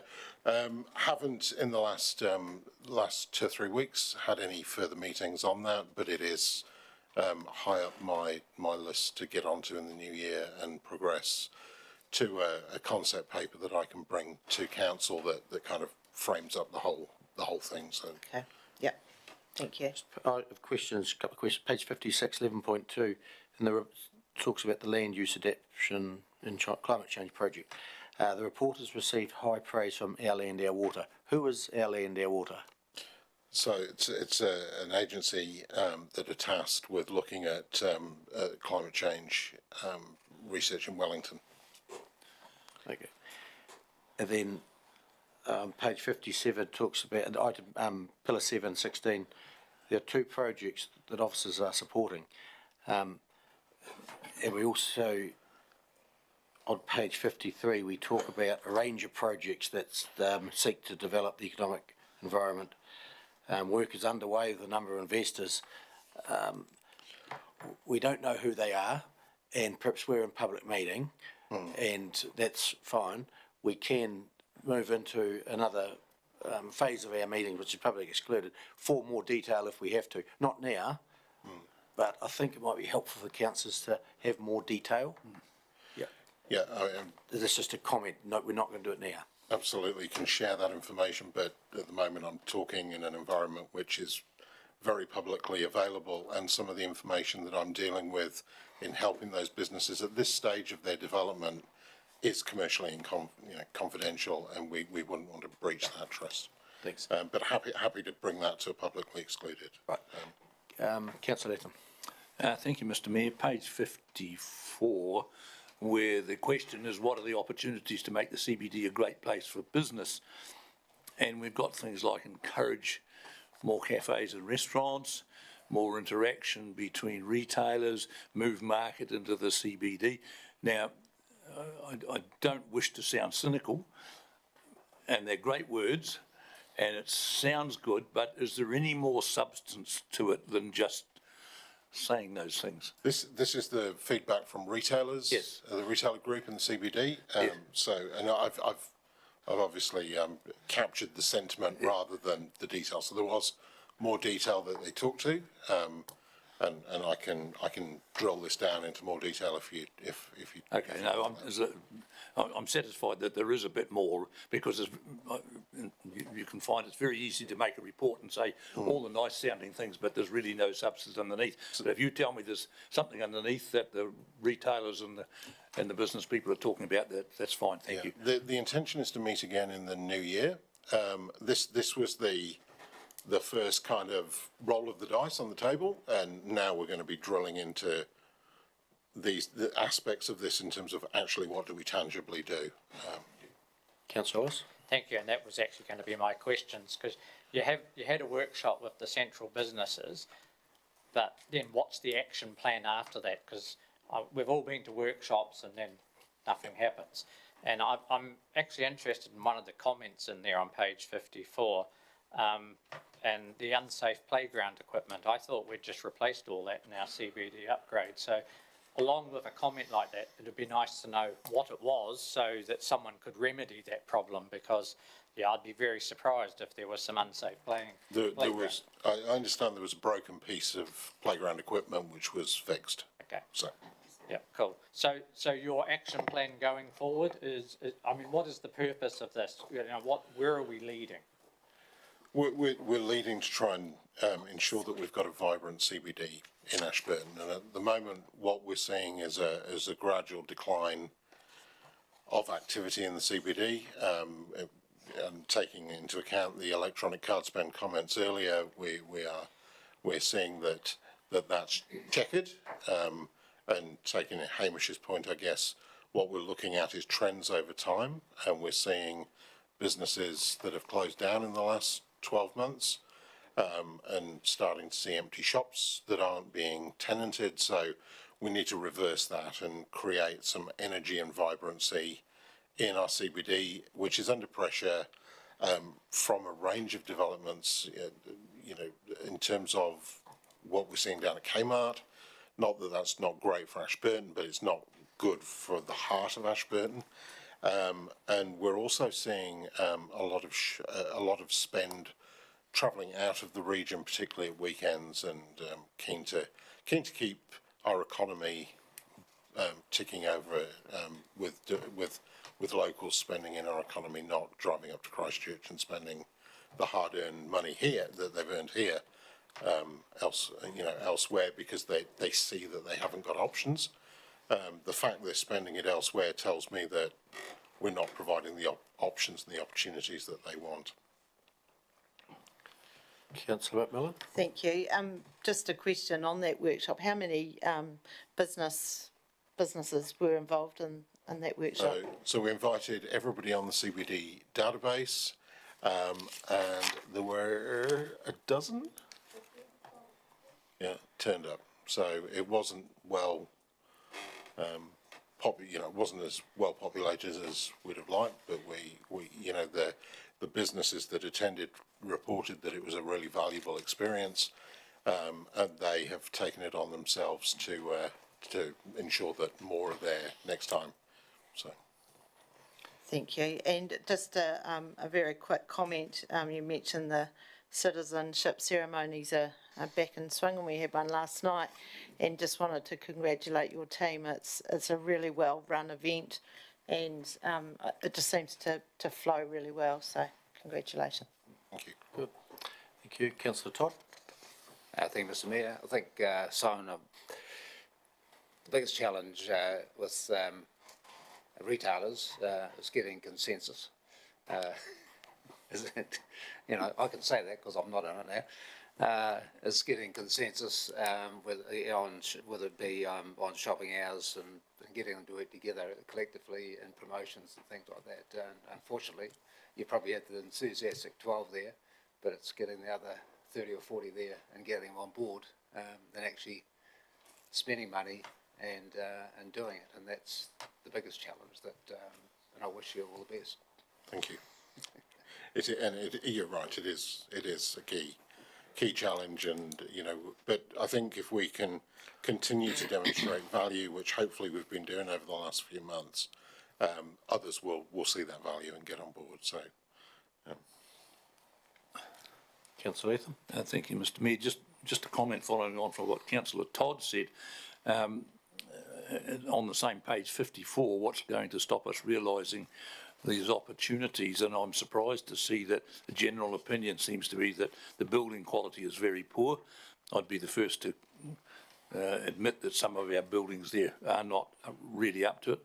The telling of the Ashburton story is not happening. Apathetic business owners, obviously the people that came to the workshop were not reluctant to say what they thought, which is good. but it does concern me when we hear these sorts of things. As Councillor Todd says, something's got to be done about it. It does concern me if that's the attitude from the retailers in the CBD. Councillor Wilson? Referring to the page number 56, the land use adaptation and climate change project. I've read the report and I'll be very interested to see how it's received by the meeting in December when it's thing. I'm probably a sceptic in that a lot of these reports I feel are the information is gathered up and presented to, I'll use the word, government bureaucrats to then be quoted back to farmers when the farmers probably were the ones that will adapt and do it anyway. So it just concerns me sometimes, is it a project looking for funding to make it happen, or which came first, the need for it or the funding being available, therefore we do a project from it? So I just look forward to to hearing it discussed in December, because when you read a report it's easy to read it, but it'll be interesting to see how it's taken. Yeah, the report is stage one of a five-stage process that we developed prior to the funding being available. So, and we probably should bring the new councillors up to date with that project, because it's a major piece of work, and it's certainly something we see a lot of value in, and many of the partners that sit around that project see huge value in it as well. Thank you. Just have a question, Simon, on page 58, which is the appendix 1. And on the first few boxes, you develop a paper, then it goes through a test. Then there's a threshold. It's under the threshold that goes one way, and if it's over the threshold, it goes another way. What is the threshold? So that's governed by the significance test that you see in all of the council reports. So, and it's essentially the test is, if it needs to come to council for decision, it goes one way, and if it doesn't, if it's just an operational matter that we've got pre-existing budget for, or we don't need budget, it goes the other way. So it's down to money. Yeah, okay. So that might help with the next question. So it goes to initial ET review, and if the executive team, if they don't like it, then it's dead. If they do like it, it carries on. So how would councillors know if something never got to the table? You won't, Mr Mayor. No. If it doesn't pass the exec team, it won't get to this table. So should we know what doesn't? Should we know what we don't know? It'll be for a variety of reasons. One, we may not have the budget and don't feel the approach to council is appropriate, and for a whole lot of circumstances we may not think that it's properly researched. We may reflect that something very similar failed a very short time previously and we don't want to go back there. There could be a whole host of reasons why. We may even have resourcing issues that we don't feel we can overcome, or the priorities aren't sufficient. So I think it's just part of the machinery of council. We're not requiring council to make a decision on it, so it simply wouldn't come here. The exec team does attempt to see every report that comes to council before it comes here, and often that'll be a set of experienced eyes, making sure the report covers the sort of things that we would expect to be covered, and sometimes that involves rejection, but more often than not it involves editing and rephrasing and fleshing out rather more than rejection. I wonder if, because it's the concept that's been identified and then rejected, which we won't know about, whether we get to know about the ones which were rejected, because we might think they're a good idea if you don't, perhaps. Or we may agree 100% that just casting our eye upon the ones that didn't make it. Have a think about. I'll think about. Ponder. Yep. Yeah. Councillor Lovett. I was just going to ask, do we have a businessmen's association in Ashburton? No. Don't think you're allowed one of them. I know we used to, but I just wonder whether we should initiate. Business Persons Association. Or Business Persons Association. Yeah, wonder whether we should initiate something on a sort of bi-monthly basis, because some of these reports coming back, you know, it's just, it's not good, and I think we need to get a bit of coherence down there amongst all the business owners and. Through Mr Mayor, the Chamber of Commerce They do is the the same. business association in effect for Mid Canterbury. We work closely with the Chamber. We talk to them about the manner in which they're connecting businesses here, the offerings that they have. We work with them to, from time to time, to deliver events or seminars or opportunities to hear speakers to support our business community. But in the end, business associations come from the business people seeing the value, and I don't know that a council can agitate to establish a business association that then requires the input, energy and enthusiasm from the businesses to make it work. It has to come from them, and when Simon puts together a workshop for all the businesses in Ashburton, and he might send 50 invitations and 12 come, that's shows you the magnitude of the issue that council would have in trying to corral them into an association of some sort that perhaps they don't want to be part of. So we're there to support and facilitate and help, but the energy has to come from the people who see value in that association. It's actually quite sad, you know, there's so many complaints about the town and the businesses, and it's just sad they can't all get together and try to rejuvenate or do something down in town. I mean, it's outside of the reporting timelines here, but I met with the Chamber a couple of weeks ago about a more on-the-ground presence, a more frequent on-the-ground presence. So we have Jason coming down once a week, who's managing the regional business program, which is helping businesses with training and development support. It's government assisted through. There's a bit of a funding mechanism there, but yeah, it would be great to have them here more often and more present on a daily basis, doing some of those things and helping with capacity and capability building for businesses. But at the moment, their perspective is that there just isn't the interest either. So I think to the CEO's point, you've got to have the interest before the businesses have got to help themselves to help themselves. I saw Councillor Hooper's light on. I thought that'll be the last question, but another two have come on, so we'll take three more quick questions. Need to move on. Councillor Hooper. Thanks, Mr Mayor. I'd love to see us doing more events in the CBD to make it a bit more vibrant, but it is essential that we get retailer buy-in, and I see what are the opportunities to make the CBD a great place for business. Night markets was mentioned. I'm worried we might get some saying, oh, we'll compete against them and we're not going to open our doors. We had a great event with the Light Up the Night, and when Liz and I stood on the stage and looked down the street, there was several hundred people there, and there was a whole bunch of closed doors from retailers. Just as much as, you know, we've got a beautiful updated CBD and we could do all these events, we've still got to get the retailers buy-in. How do we do that? Not sure. Talk about events, Councillor Hooper, and we have an event manager here, and so Hamish might explain just what her role is.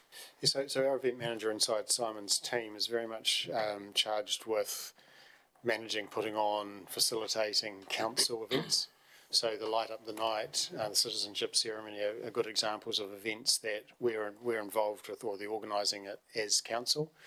Then there's a whole host of events that the private sector might put on, and the Santa Parade and Boulevard Day are good examples of those, and we might have a role to facilitate and assist in some fashion, but they're essentially being events being driven by the private sector.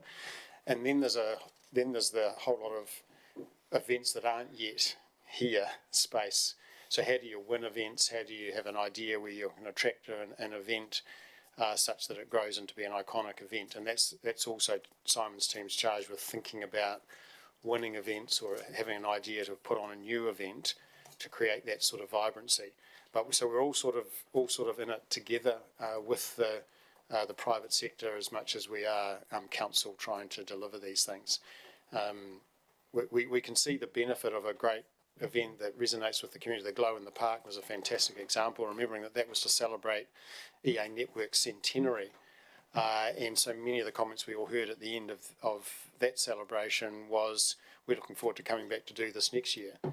Well, we know EA Networks aren't going to have a centenary next year, but perhaps they've and us have stumbled across an event that might be iconic and might be worth exploring and might grow into something a lot more regular than once every 100 years. So the event space is one that we're actively working in, from managing our own through to assisting through to dreaming. Yeah. Councillor Ellis. Thank you. Just quickly for a bit of background, there was quite a strong business association in Ashburton, and it wasn't just the CBD, it was the wider business district. They used to run the Santa Parade, but about 4 years ago they folded, and I don't think they would come back into being again. Councillor Todd. I think, Mr Mayor, I think we just need to realise that the face of retail is changing, you know, when you sort of see the growth of big box retailing, which has been at the demise of the smaller owner-operator retailer, and that's why we're seeing empty spaces around town. So that's really the growth of internet sales, so all that sort of thing. So you would, like in our block a few years ago, and we used to have 8 retailers, like now there's only 2 or 3. So it's just, that's the reality, that retail is changing. So you don't have the owner-operators to be involved in the retail association. So it really has to come in from the Chamber of Commerce, from a bigger, because we used to have a very strong local retail association years ago. So, but that's the reality of change. Yeah, thank you. Last one, Councillor McMillan. Oh, perfect. So I just move that we accept the quarterly report. Second it. Councillor Hooper. Further discussion? Debate? I'll put the motion. All in favour, please say aye. Thank you. Carried. Simon, if you could step back again there. We have another guest with us. Thank you. And we have a Turia with us now, Cheyenne, and little Kiani, I believe. Last time you visited, there was just one of you. Now there's 2. So, no, that's good. So, well, you can. Oh, we've been here since 1 o'clock. 1 o'clock, yeah. So, but Liz will help and assist if need be. Yeah, 2, off your bums. Have a stretch and high five someone you're not sitting next to.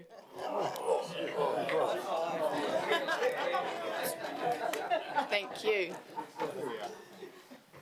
Nice. Oh, there's more people. There you've got our full attention. Awesome, thank you. I haven't prepared as much as I did last time, been a bit busy, and I've been staying at my dad's house, which doesn't have Wi-Fi or TV or anything, so I've kind of just been under the radar, chilling out with the dog, you know.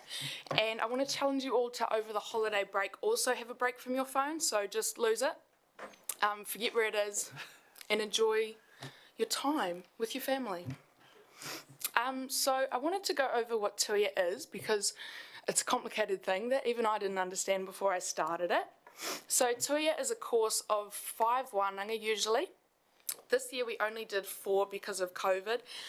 So the concept of tuia is tuia I roto, raro, waho and here tangata. So weaving within yourself, weaving outside yourself, weaving from above and weaving from below. So the last one I went to in Wellington was Here Tangata, which is weaving within the community, weaving from ourselves to others and others to ourselves. So me and Kiani flew up to Wellington, and Liz followed shortly after the next day. We stayed at Orongomai Marae in the upper hut. And we did lots of activities, sessions, games, lots of fun stuff, big meals, yummy food. Yeah, the marae always puts on a good feed when we're up there. What else do I have to say? We did a presentation on the second to last day, so the day before we all left, to the council mentors and our family. So Liz was there with me for that, and everyone else brought their mentors along with them. We also helped out in the marakai, so the gardens of the marae, where we helped pull out weeds and replant things and dig a pile of dirt from one side to the other, don't know why. So yeah, we did lots of fun things while we were up there and connected more with the people that we were staying with. So the gains from Tuia for me were supporting others in their kaupapa and others supporting me as well. Obviously, it's a big change in my life with the baby, and other people were past that stage and before that stage in their life as well, so it was good connecting with other young people. Seeing the success of other young Māori in the community, in the country, and I have connections now all over New Zealand, so that's quite cool. Still in contact with everyone through a big group chat, and anywhere I stay in New Zealand I could meet up with someone, which is quite cool. I just want to say thank you to you for selecting me as the Tuia representative for 2022. It's been an awesome experience, and I'd love to keep in contact with the future representatives from the Ashburton District Council. I'll just add a couple of things if that's okay. So it was a great experience for me to go up to Orongamai Marae with Cheyenne and just see exactly what was happening with the Tuia representatives. It's really hard to explain, so once you were kind of immersed in the program, you kind of understood what was going on. But amazing group of young people. I felt really proud sort of sitting there with them, the discussions they were having, seeing Cheyenne just blossom in front of all these people was incredible as well. So yeah, great opportunity. It's something that we do through the Mayor's Task Force for Jobs. So I hope we continue it because I think there's a real benefit. And I got to hang out with Kiani when Cheyenne was doing all the bits and pieces, so it was fantastic. So yeah. Yeah, thanks, Liz and Cheyenne. It's a great program, and it's been running in Ashburton Council for quite some time. And the Mayor has done one rangatahi, and Liz has done two. Yeah, which is good. And mayors all around New Zealand do it. Most of them get someone to rangatahi to be on that program, and the ones who you talk to, they get, as we've heard today, great immense pleasure out of it, and also learnings. Some go in very, very shy and come out totally different after they've completed the program, which is good, and we've heard that today as well. So we're looking for a new rangatahi for next year. We're doing some work on that at the moment. 18 to 25, I think, Liz, age group, and Māori, and it's about all and a willingness to participate. I think so. Councillors, if you know of someone in that bracket, get in touch with me or Liz or even Cheyenne. If you know of someone, we're looking at the moment for someone for next year. And there was a real sense like everyone was involved in their community. One of their phrases were, we're not volunteers, we're voluntold. So they're told to volunteer, but there was some great work that people were doing in the community, and that's kind of one aspect of it as well. Yeah, and also thank you, Liz, for taking this project on. It does take up your time, which is important, but you've given freely of it, which is great. So thank you both for attending this last year. It's great. Thank you. We're going to have a cup of tea, not quite yet, but Shane, if you'd like to stay in Kiani for cups of tea and, what do you say, cuddles for some. But Sarah, I'll hand over. Oh. Casey. Katie. Katie. Oh, sorry. Oh, yeah. 10 minutes behind. So, Katie Perry. We have to push the button. Yep, Excellent. there we go. Thanks, Katie. Okay, so I'm taking over from Sarah and I'll be doing the introductions around the new staff members and those celebrating service at Ashburton Council. So I'm very pleased to advise that we have 3 new employees to introduce this week. When I call their name, if you can stand up and give everyone a bit of a wave. First of all, Jenny Partington. She is joining us as the new Marketing and Engagement Coordinator at the Art Gallery and Museum. Andrew Martin. He has joined us with the Open Spaces Garden team as a horticulturalist. And then we have Sarah Jones, and she started with the library as the digital access coordinator. So finally, if I could get Sonia Isherwood to stand up, please. And if you can head towards Hamish and the Mayor, that would be great. Sonia is celebrating 25 years with Ashburton Council. Sonia started with Council as a cashier on the front desk in 1997, and since then she has done a number of different positions within the finance team, including accounts clerk, accounts officer, payroll, and is currently the accounts services support. When I asked her manager about Sonia, she said she is incredibly knowledgeable about our council finance systems and processes, which means she plays a key role in supporting and training our staff. She is also known as the go-to person for all things Tech One. She said she's a fantastic team member who is always willing to put her hand up and offer to help others. If she could clone her, she would. I would like to take the opportunity to acknowledge and thank Sonia for her commitment and service to Council. 25 years is a fantastic achievement, and we look forward to achieving many more service milestones in the future.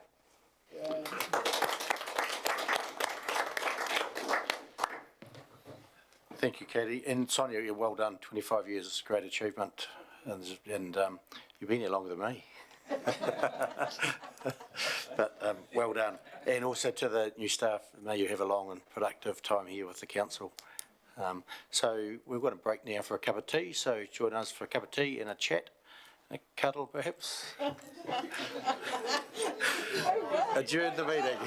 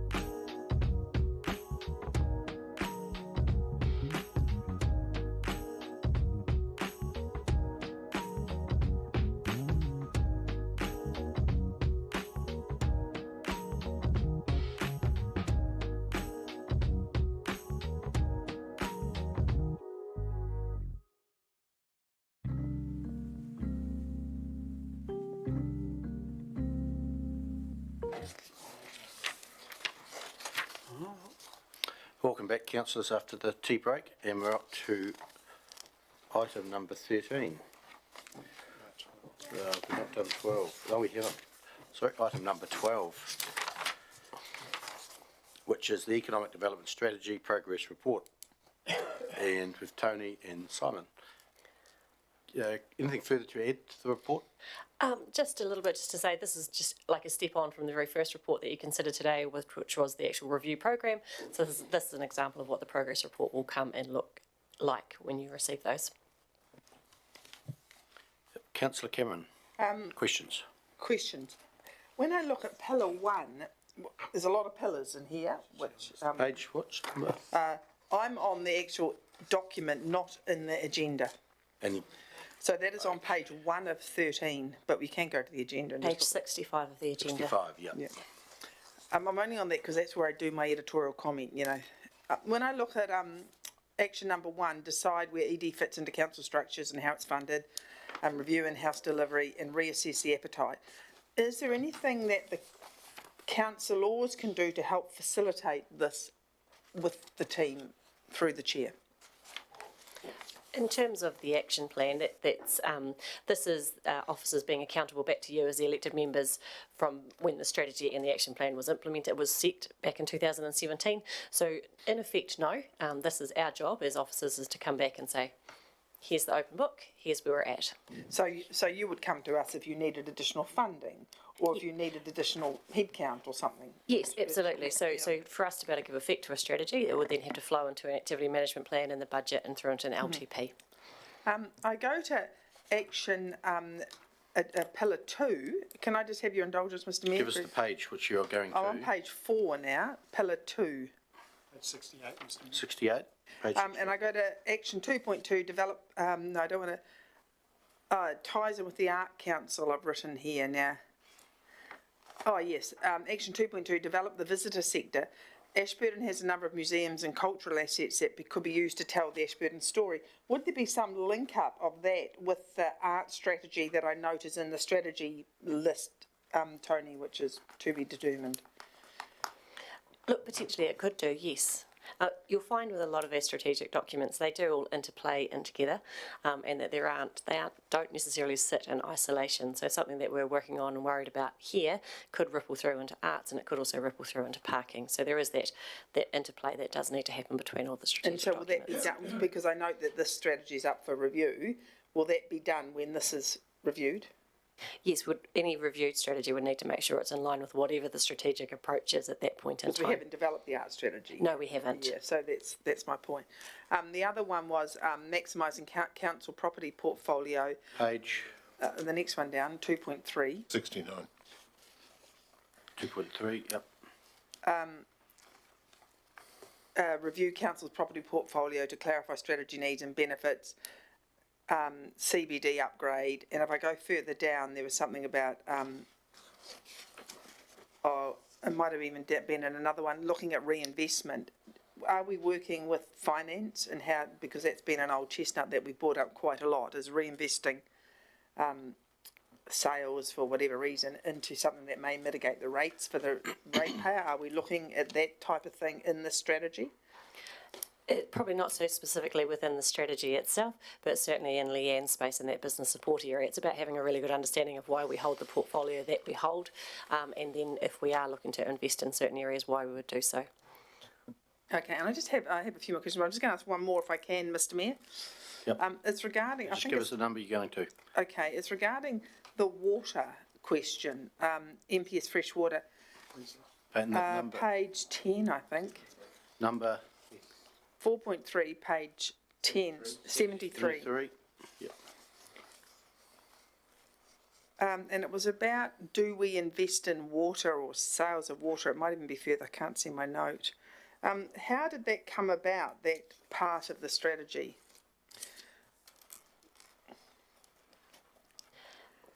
Through the chair,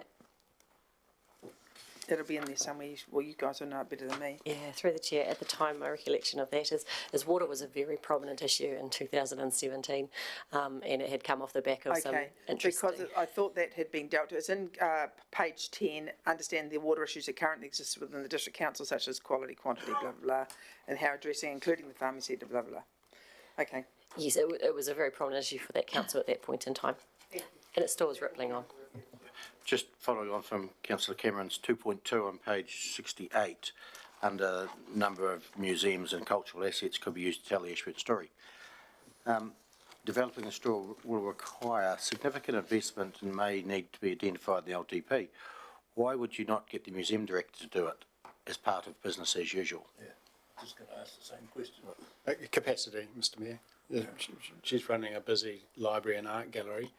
For her to embark on a whole piece of communication around the wider Ashburton story would require careful thought. So I think what we're really telling you is that any number of existing people inside the council may well be involved in that process, but to do it well, to encompass the whole district and all its assets, and then have a coordinated campaign of telling that story will require resource. So if it comes to the LTP, it'll come as a business case to see whether we fund it or not. Correct. Yeah. Yes, council's decision. Yep. Councillor McMillan. Thank you. I've got 3 questions, if that's okay. First one's on page 65, and it mentions the 17A review. When are we likely to see that? That's likely to be at the first council meeting in February next year, 23. Right. Thank you. My next question is on page 67, and Christchurch NZ spoke about this, the destination management strategy for Canterbury with a subset focus on mid-Canterbury. When we wind up with Christchurch NZ, does that part of that strategy, do we own that, or how does that work? Like, obviously Simon is engaged with that plan, etc., but it's obviously a plan for Canterbury.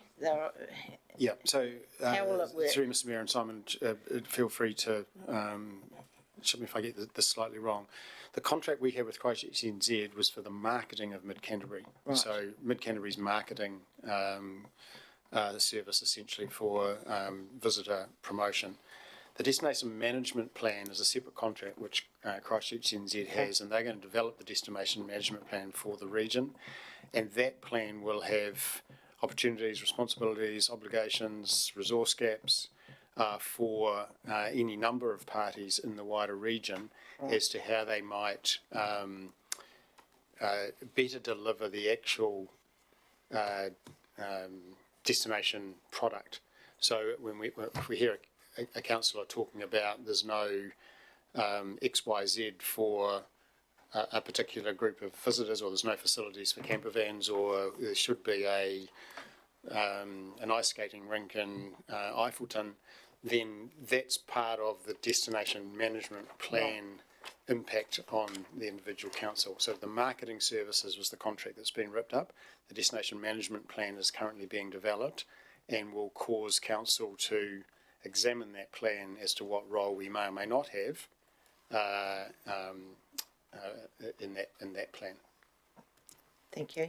And my last question is on page... Sorry, could I just add to that as well? Yeah. With the destination management plan, so Christchurch NZ are tasked and funded by government to come up with the plan, but there is no implementation resources that go to that plan. Right. So we will get a document that it's not costing us anything other than some of my team's time to contribute to. And as we've already, as earlier the discussion was, that there were a whole lot of good ideas that may fit into that, and it will give us a roadmap, but then we will be tasked with trying to determine how that's executed, and there is no government funding for that at this stage. Great, thank you. And just a very quick last question, page 76, you've mentioned they're underway with programs such as My Next Move and Welcoming Communities.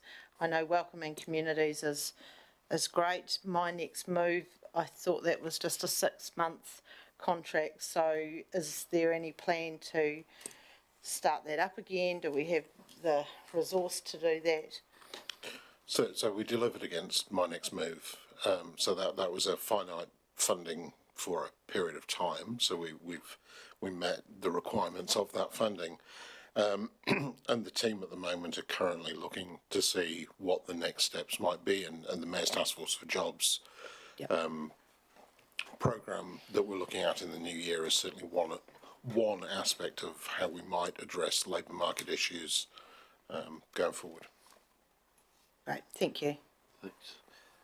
Just a question on carry on from Councillor McMillan. The 17A service delivery review is underway to determine if a full review is required. Why don't you do the job properly? What do you want to review to see if you need a review? That's the 17A process, Mr Mayor. So there is a desktop review which determines whether or not a fuller review would be justified. So that's which is not a 17A review. It's part of it. So, sorry, probably just to, yes, completely agree with what Hamish has said, just to add a little bit more to that. So the desktop review would say, okay, actually, everything looks like it's ticking along, but there's perhaps some refinements that we could do in X, Y, Z. If that review found actually there's a fundamental issue with the way in which we're delivering this activity, rather than have as officers come to you and put that forward, we would get an independent party to do that, which we've done in the past. We've had that independence provided in the 17A just to give you some reassurance that there's some really good thought out options there for you to consider as a council. So that first stage, yes, desktop review, then comes to council for reporting. Yes, it does. Thank you. Councillor Lovett. Now I'll go to pillar 4 and page, and that's on page, what is it, 72, 4.1 and going to 4.2, unlocking the water opportunities and stuff. Why is council getting involved? You know, the progress report is a specialised role created to deliver this, and I guess it's an agricultural person advisor going to be telling us what to do, the farmers what to do, but all the things water come under ECAN. ECAN have all that knowledge and information for council sitting there, and because all our wells have been monitored for years, and water, you know, our levels taken and so forth, and the amount of water we take, and we deal with our consents through ECAN. So why has it become a council related matter going forward?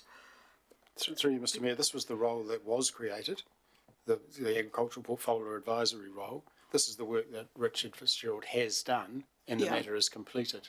So that's where it stops now. It's not carrying on. We've done that report, so that's the end of it.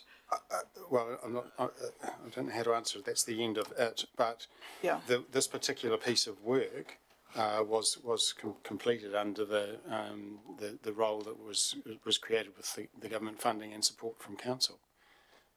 So there's a whole host of other things that we think would be valuable for that role to do, but this was specifically in and around the nitrate report. Yeah, I understand that, but getting, you know, a farm advisory position going forward, and we're having meetings and looking at climate control and, you know, looking at different crops and things.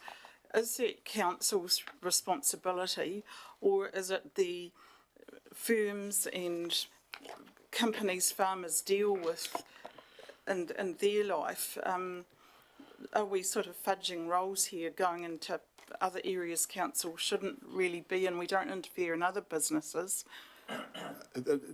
I've never seen this role interfere in farming businesses. What they've tended to do is facilitate conversations with farmers and farm advisors and peak bodies, and come to a consensus view as to the situation and a pathway forward to assist farmers. I don't think that this role is interfering with farming in any fashion whatsoever. we're looking at future crops and things, but that's kind of not our field. I don't think, you know, We're when not, it talks but about in the reports. Mr Mayor, this role has never told farmers how to farm. How encouraging It has them. always worked with farmers and other groups to try and understand the science, to give farmers tools in which to continue to thrive in a changing climate. It's never been words like interfering or telling them what to do. And the farmers can take up as much of that information or as little as that information as they wish. Because there's so much out there at the moment, and are we confusing? That's kind of... Well, I think so, some of the comfort that I get when I see the reports that Richard produces is how valuable they are to the farmers who have contributed.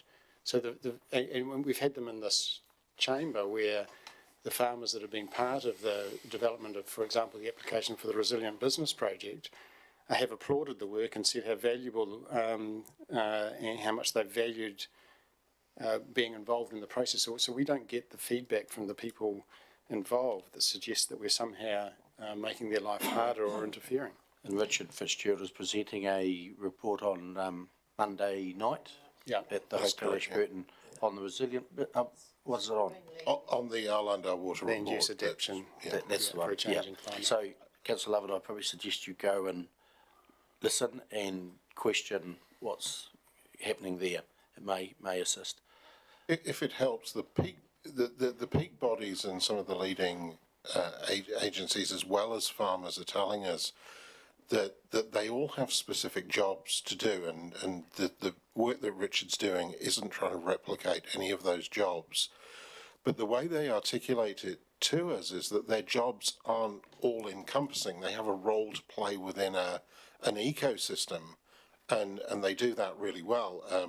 But what they describe to us is often the ecosystem doesn't function perfectly between itself, and the role that Richard is playing is facilitating across the top of it to make sure that there isn't duplication and the right information is being pulled out in the right manner. And one of the key aspects from that report that he's going to present on Monday night was farmers telling us that the volume and the quality of what they're getting doesn't make it easy to interpret and make tactical decisions on the ground. So essentially that's one of the key messages he's going to be playing back on Monday. But it's farmers' voices that have led to the establishment of that report. It's not our voices, it's not council's view, it's not Richard's view, even though he's a farmer.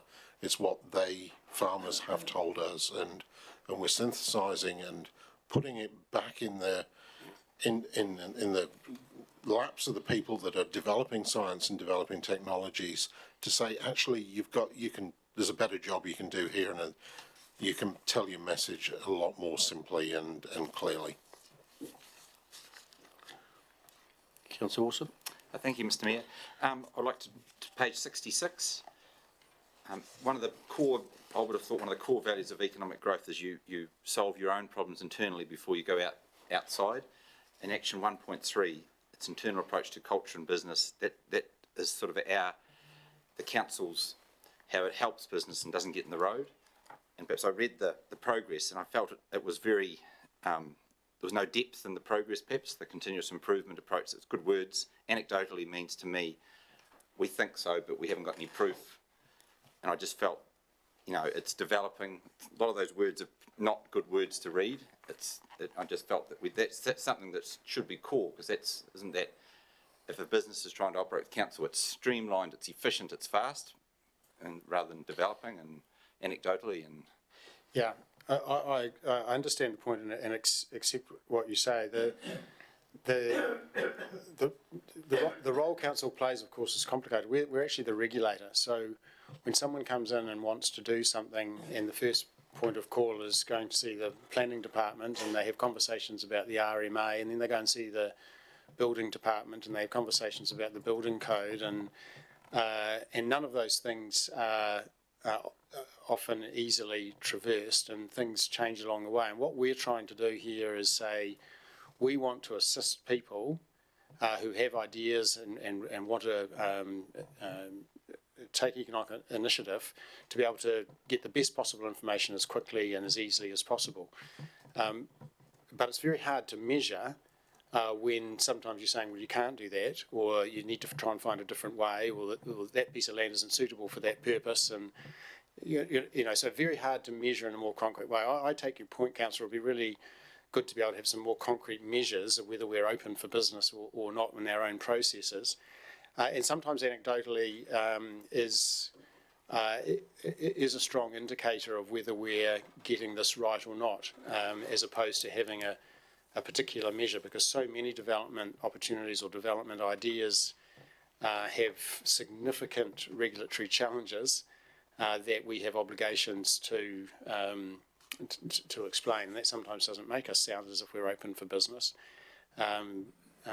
Sometimes it's a complicated, murky area. So, yes, and we're happy to think further and maybe work with Council to develop some measures that would give greater comfort that we are that, but not an easy thing to measure.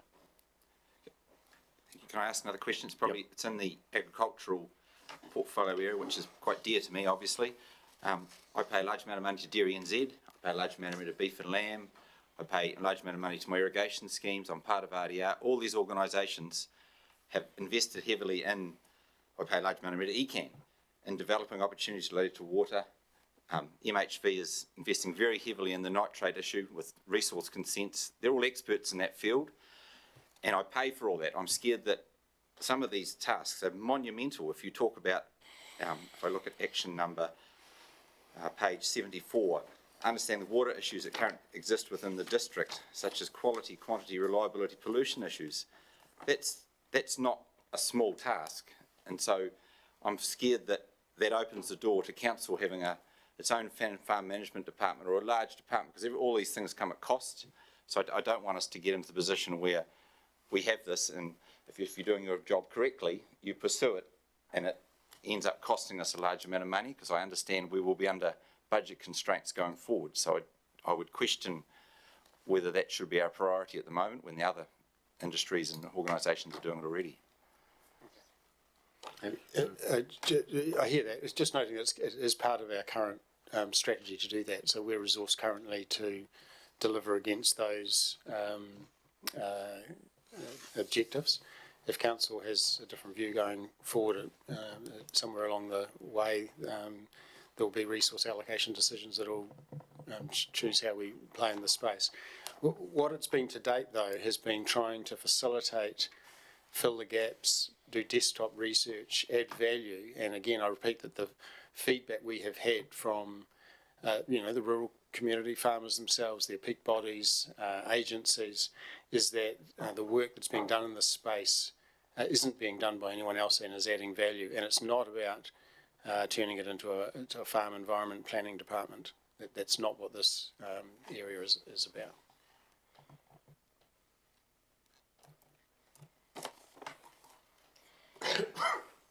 Councillor Ellis. Thank you, Mr Mayor. Page 69 in maximising council's property portfolio, and I understand that once again resource limited at the moment with staffing levels, but the review of the council's property portfolio is a high priority. Do we have a time frame around that? Because even yesterday we spotted some potential opportunities for some council land in Methven. I know Eastfields is sitting there in the background, which we're a shareholder in, and it would be nice to start progressing some of this stuff for the benefit of our ratepayers, because I do see property as one of our little jewels, if you like. We don't own a port or an airport or one of those things, but property is an area I think that the ratepayers can get a return on from us. Leanne? Through the chair, as property team, we have appointed a property manager who joins us at the end of January. Fantastic. That will still need time for that person to get up to speed with Ashburton District Council's portfolio. That being said, our financial strategy and our investment and liability policy that come under the Treasury policy give us some guidance on what we can do, so we're not tied to not being able to progress anything.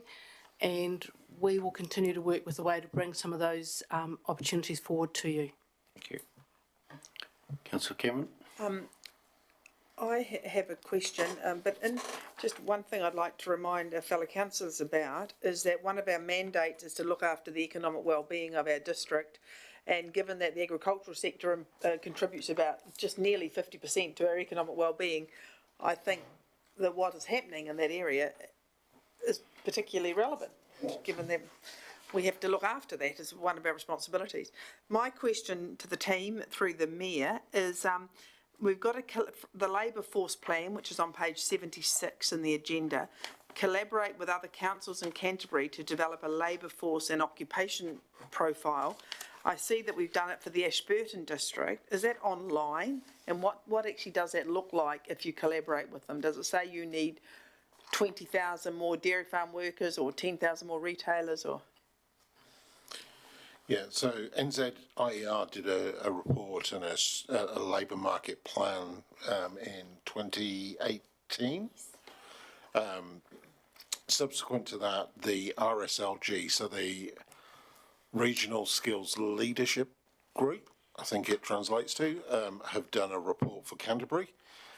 We've had some significant feed into that because it didn't include agriculture, and for Ashburton District, that's as you've pointed out, around 50% of our GDP is a fairly big miss, and particularly when farmers are reporting to us, well, pretty much every time we talk to them about the difficulty attracting skilled workers, which many businesses throughout our district share. But to miss that out of the plan was a bit of a miss. We're assured that it's being considered for next year's labour market plan. So yes, there are labour market plans that are region-wide, and we have done our own, which is Ashburton-centric as well. That's probably due. So the region-wide, how does that help us, the region-wide labour market plan? Do people, immigrants, look and say, well, Ashburton District need this, or how does that actually work? No, so it points out priority areas which then government agencies will get around with funding. So it could be MSD putting in programs to fill gaps or to strengthen areas. It could be MB, it could be immigration settings get changed, although we haven't seen a lot of that from government. So, but it's essentially aligning resources to problem areas. That labour force plan predicted a labour shortage going forward, I think, back in 2018.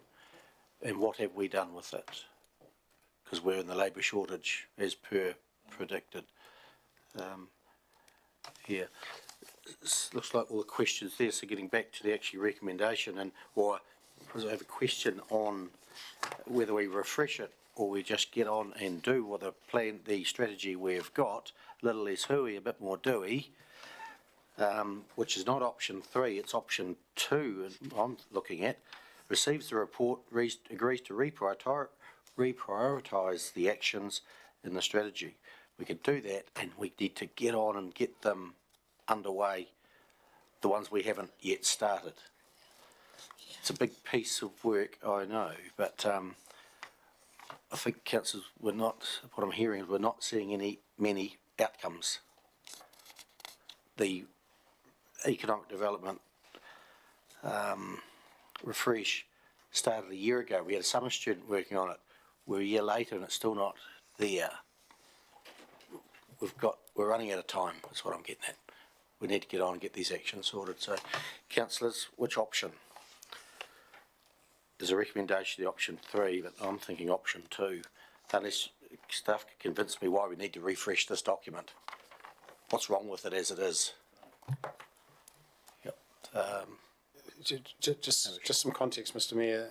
We are in the process of developing a new economic development strategy. So we've had workshops on that. You've had reports from Simon on that. So the manner in which this report is structured, and indeed the earlier quarterly report, is still based very much on the existing economic development strategy. So we're hearing, what I'm hearing is a desire for more concrete outcomes. So we note that, but I could suggest that we we develop our new strategy before we start reprioritising the current strategy's activities, because it could well be that through the development of that strategy and council considering and adopting a new strategy, we actually are doing that anyway, but not under the existing 7 pillars. So, or perhaps I could suggest that indeed you could do option 2, because that gives effect really to sending us the signal around prioritising action, but that we add to that reprioritise actions in the soon-to-be adopted new economic development strategy, so that we're signalling the action, but we're acknowledging that in fact shuffling the deck chairs on the old strategy isn't necessarily going to be as productive as you might hope. And if you review the strategy, you're going to go out and consult again. We consulted on the first one extensively with ME Marketing, I think, Yes. did it. Yes. Why would we consult again? But we haven't made that decision yet, Mr Mayor. Yeah. But in the recommendation, I think in the report it says we would consult again, but I'm getting back to the hooey and dooey, but Councillor Todd. Well, I don't know if I know where I'm going now, but I'd written down here, I support either option 2 or 3, but I'm happy to move option 2 if that is the wish. Might have another question before we come back. We'll hold that. Yeah. Put your light off, Hamish. Carolyn? I support option 3. I have a question of the timing around the consultation and the cost and who would be consulted. Like, given that we have recently consulted, is there new people that we're going to talk to, or new groups, or? Through the chair, if it's option 3, so it's effectively a refreshed new strategy, we would need to go back out for consultation, because it's signalling quite a change to what we'd signalled with the community 5 years ago. We can do that, but I need to keep going at a pretty timely pace, because we've got pressures next year in our consultation schedule. So we'll be looking to go out for consultation in February. Be the standard 1-month consultation with the community. We'd target it with as many of the contacts that Simon and his team have talked to from a workshop perspective, but it would be open to everyone and all. Would they tell us anything different? Perhaps? That's what's going to be my next question. Well, go for it. Go. My next question is, are you anticipating a different message from the community that would alter the direction of the strategy? It depends on what the new draft strategy looks like. Well, the recommendation is that we go out with a new draft strategy, so there must be some reason, some rationale behind that recommendation. Yeah, so this strategy is really hard to enact. From my perspective as the activity manager, I'm shoehorning activities that we need to do into strategic priorities that don't make sense. And it's not that the pillars are necessarily wrong, but as strategic imperatives for our region, they're not, in my mind, as current as they need to be. And during the workshop, those councillors that were around in that workshop will remember the exercise we did where we asked you to recall the 7 pillars, and nobody could in the room. And if you asked me here and now, I'd struggle to name all 7. So I think we're looking for something that is much more engaging of the community and puts an emphasis on the community to be part of this, as well as the council's responsibilities. So you're not telling us, or you may be telling us, but you're not telling us that your work on the economic development strategy is going to stop until consultation is completed. You're telling us that things are still going to go on, but you want to review the plan and is that correct? Have I got that understanding correct? My work doesn't stop. No. And so therefore I would support option 3. And I'd like to move option. No, we're not there yet. Is the draft new strategy? We haven't seen it, have we?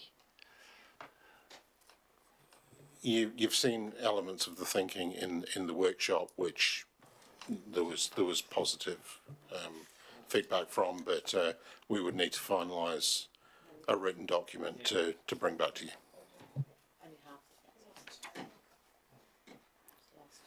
Yeah, Councillor Wilson. Yes, I would not support number 3 at the moment because I feel that number 2 is so broad that I'm concerned that we do another one and it remains so broad that it leaves too many options. We need to be narrowing our focus down a lot, and I believe we could cut a lot of the strategy back from high to low priority, and that may be a way to get things going forward. But if we go through it again, we'll end up with the same thing. People will just, everybody wants, if I read that, everybody wants everything, and we only have a certain amount of resources, so we need to target it very carefully.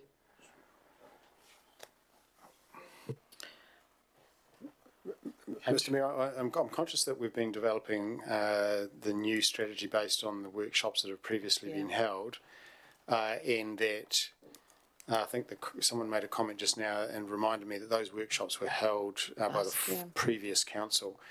Would it be sensible to actually, with great alacrity, put a workshop in place for this council where we reconfirm, or indeed otherwise, following those some of these comments, that strategy development is on track? Because if we are doing some work on a strategy that isn't going to resonate, I would much rather find that out in the next fortnight than at some time in 2023. So I'm seeing some nods, Mr Mayor. I wonder if that's the best thing for us to do. Maybe, and we'll have to, as early as we can in the new year, in late January, February. It needs to keep progressing. We've dwelling too long. Like we started this update, refreshed EDS a year ago, and we're still not seeing it. So, Liz. Would it be helpful if we moved recommendation number 1 and 2 for now? Just receiving the report and that it's available on the council website, and then have a workshop and look at recommendation 3 in the future. Because we do need to receive the report, so we wouldn't take the recommendation as a whole.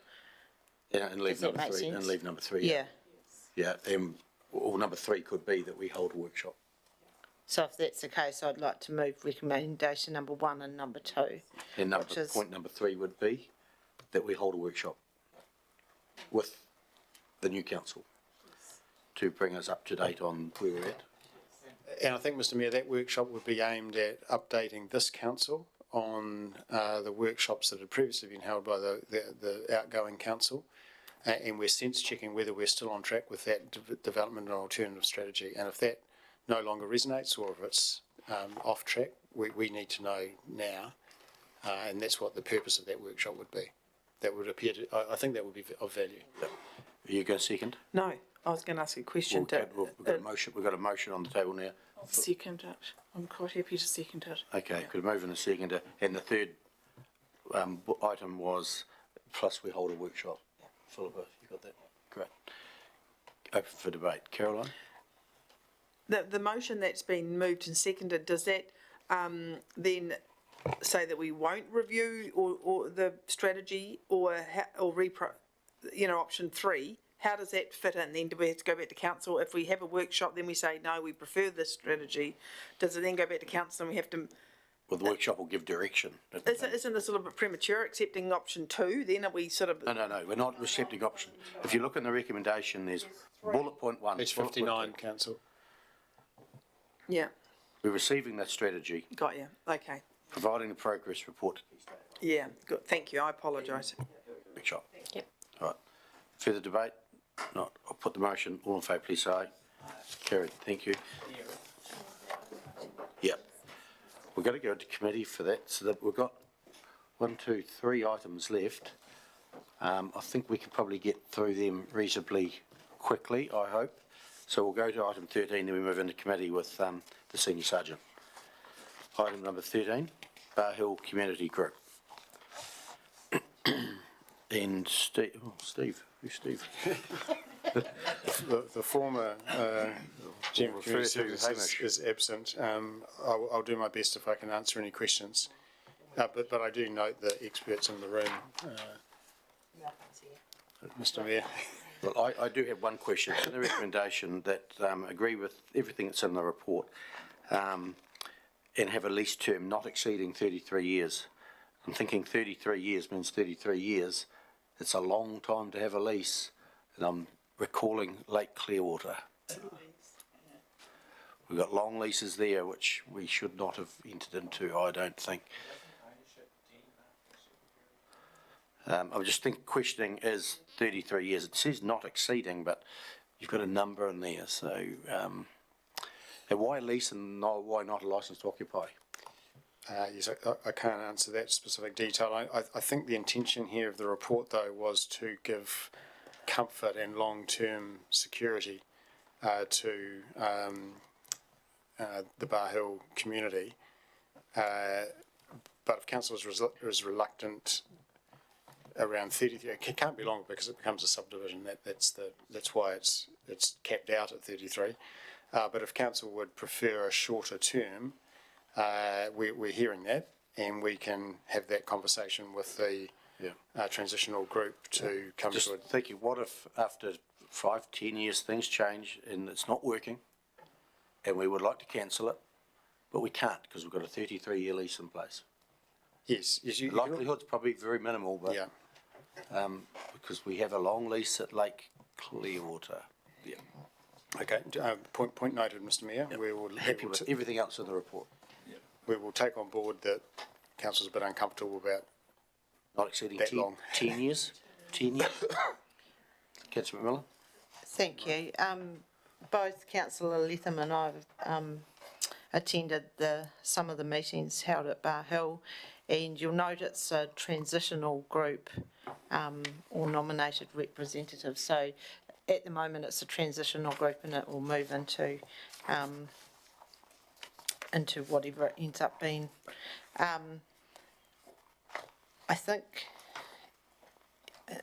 I'm not sure on a term, but I just think if you do put in however many years, I think you'd need to make sure there's something in there about right of renewal. So should we remove the years altogether? Just enter into or at least needs to have a term. Needs to have a term.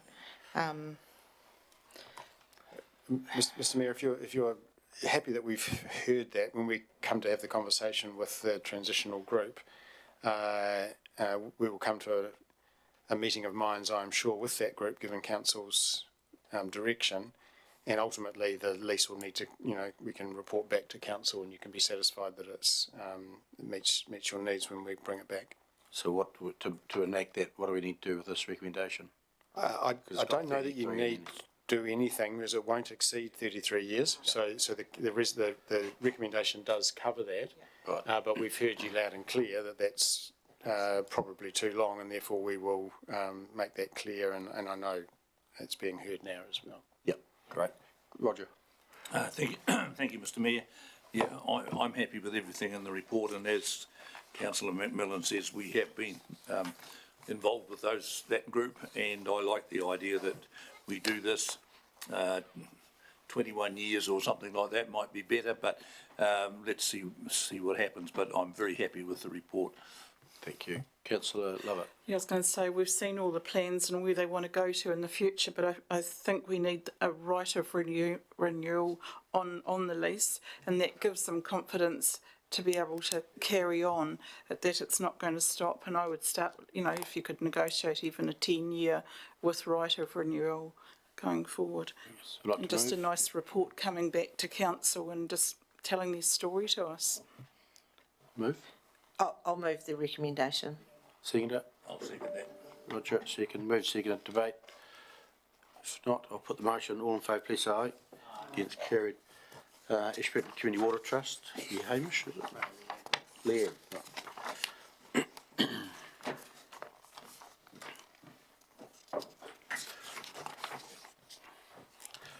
Reasonably straightforward, I think. Good afternoon, and apologies from Erin. I've got her busy on with auditors. I think I'll take the paper as read. It's very straightforward. I really have nothing to add to that. Questions, councillors? Someone like to move? Councillor Letham. Seconder. Councillor Todd. Open for debate. Put the motion, all in favour, please say aye. Carried, thank you. Mayor's report. Keep things moving. Canterbury Mayoral Forum, I think I updated you there. There's been some changes in the Canterbury Mayoral Forum. Sam Broughton was the chair of that. He's no longer, but he is the chair of the provincial mayors group, which puts him onto the executive of LGNZ, and he is now the vice president of LGNZ. That's Sam Broughton from Mayor of Selwyn, who was the Mayoral Forum chair last term. Nigel from Timaru is the chair of the Canterbury Mayoral Forum now, which is great. And Mari Black from Haranui is the mayor there, is the deputy. Dan Gordon, who's the chair of the Waimakariri, he chairs Zone 5, which is the top half of the South Island. So the mayors of Canterbury are certainly in the leadership governance roles of LGNZ, and the mayor where I'm sitting was given the chair of the Civil Defence Emergency Management for Canterbury. So the mayors of Canterbury are busy. We've got a Climate Change and Biodiversity Councillor Group nominations. Philippa, do we find out whether we had a climate change action plan? Did you get an email back? No, I'm sorry, I don't know. Sweden. What I understand is that that strategy group was an advisory group set up in 2006, so it still potentially exists, but I'm waiting to hear back from ECAN on how frequently they meet and when they last met. Sorry, no, I thought you were talking biodiversity. Climate change. Climate change is there's no doubt around that one. Right. But we did have some doubt around, well, not doubts as much as uncertainty about the frequency of the biodiversity Champions group, yep. Not that group, because that's being instated, but the one that Councillor Wilson is already appointed to, the strategy group, which is on our appointment schedule. It's not referred to there, so we might be at cross purposes, I'm sorry, but in short, we're just waiting for ECAN to confirm that both groups will exist and one doesn't supersede the other. Okay, so we'll make an appointment to it, and if it doesn't exist, then we're not appointing anything to anyone. So the it won't hurt, I don't think. The first one, the Climate Change Action Group, and Councillor Cameron and Macmillan were on it. Are we doing this wrong? Take your direction. Yes. In the past term, you had 2 councillors appointed. Again, I've yet to had it confirmed that we can put 2 appointees on, so I suggest 1, and then we'll know if a second appointee can be put onto the climate change group. Okay, so we'll appoint 1. Was Councillor Cameron and Councillor Macmillan. If anyone would like to appoint, move that first recommendation, nominating a councillor. So, Councillor Lovett. I'm happy to nominate that, but I was just going to talk about. Who is that? Is it Councillor Macmillan? Or whoever you're nominating. Yeah. Councillor Macmillan? Yeah. Would you? We'll decide that. Can I just ask a question? Has that group been, has it been activated, I suppose? Yes, so the group is activated. I've heard no conversations about more than 1 representative from an individual council. So while Philippa has just advised us that she's clarifying that point and doesn't have a definitive answer, I think council would be probably on the safest side of the street to assume there will be 1 representative from the Ashburton District Council on this group. Every council will have someone on there, and this is particularly focused on the action plan that's being developed. So it's not more broadly on climate change, it's on guiding, as a reference group, the development of a regional action plan. And I would assume we will likely have 1 representative.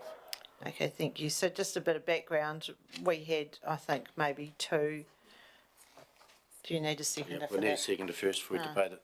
Someone's like the second that Councillor Macmillan becomes that representative on the Climate Change Action Planning Reference Group. Councillor Todd. Moved and seconded now. We're going to put the motion. All those in favour, please say aye. Against, carried. So the next one, Philippa, we haven't decided whether there is a group yet, so we'll just park that. No, there is a group. There That is? group is being instated, but we've made a previous appointment of Councillor Wilson to what was known as the Biodiversity from Memory Strategy Action Group.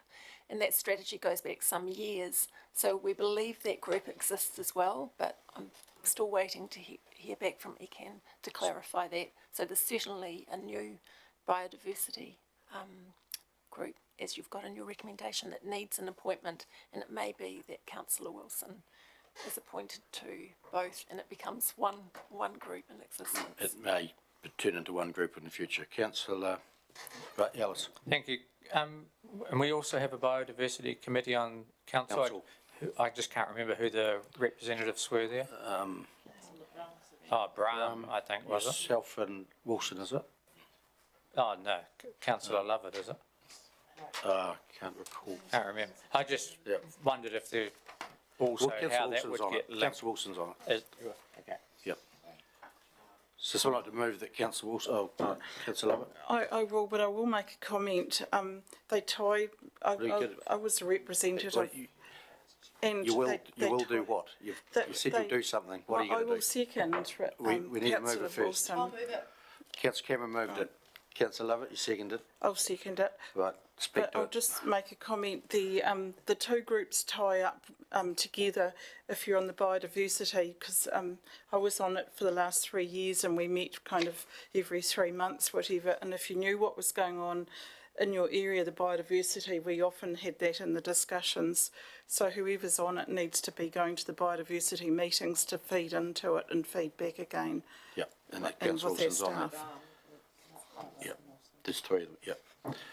Good, moved and seconded, that Councillor Wilson be that representative. Put the motion, all in favour, please say aye. Against, carried, thank you. Over the pay, is it letter there from Poto Williams? You asked me to write to her, so I did, right. Councillor Cameron? I'd like to talk about that, ask you a question about that letter from me. That letter, go for it. I've read that letter a few times. I don't really know what it's sort of telling us, but is it saying if we persevere and reapply, we might get consent? Is that what you get from, that's what I understood? Yep. Okay. All right, thank you. So that letter should give you direction, should it, Hamish? Or do you need more than that? No. To further engage is the clear direction from the Minister, and that's what we'll do. I didn't take it quite as far as to say that we might get consent. I don't think anywhere in that letter did she say that. She's just encouraged us to further engage. She couldn't say that, but re-engage. Why would you write the letter otherwise? Because I wrote her a letter and it's courteous to reply. There's a recommendation there, I'll move the Mayor's report. Second it. Councillor Cameron. Put the motion, all in favour, please say aye. Against, carried. Thank you. Well, that takes us to the end of the open part of the meeting. Can I have a move and a I'll second? move we go into Move into committee. Councillor McMillan. Councillor Letham, all in favour, please say aye. Carried. Thank you.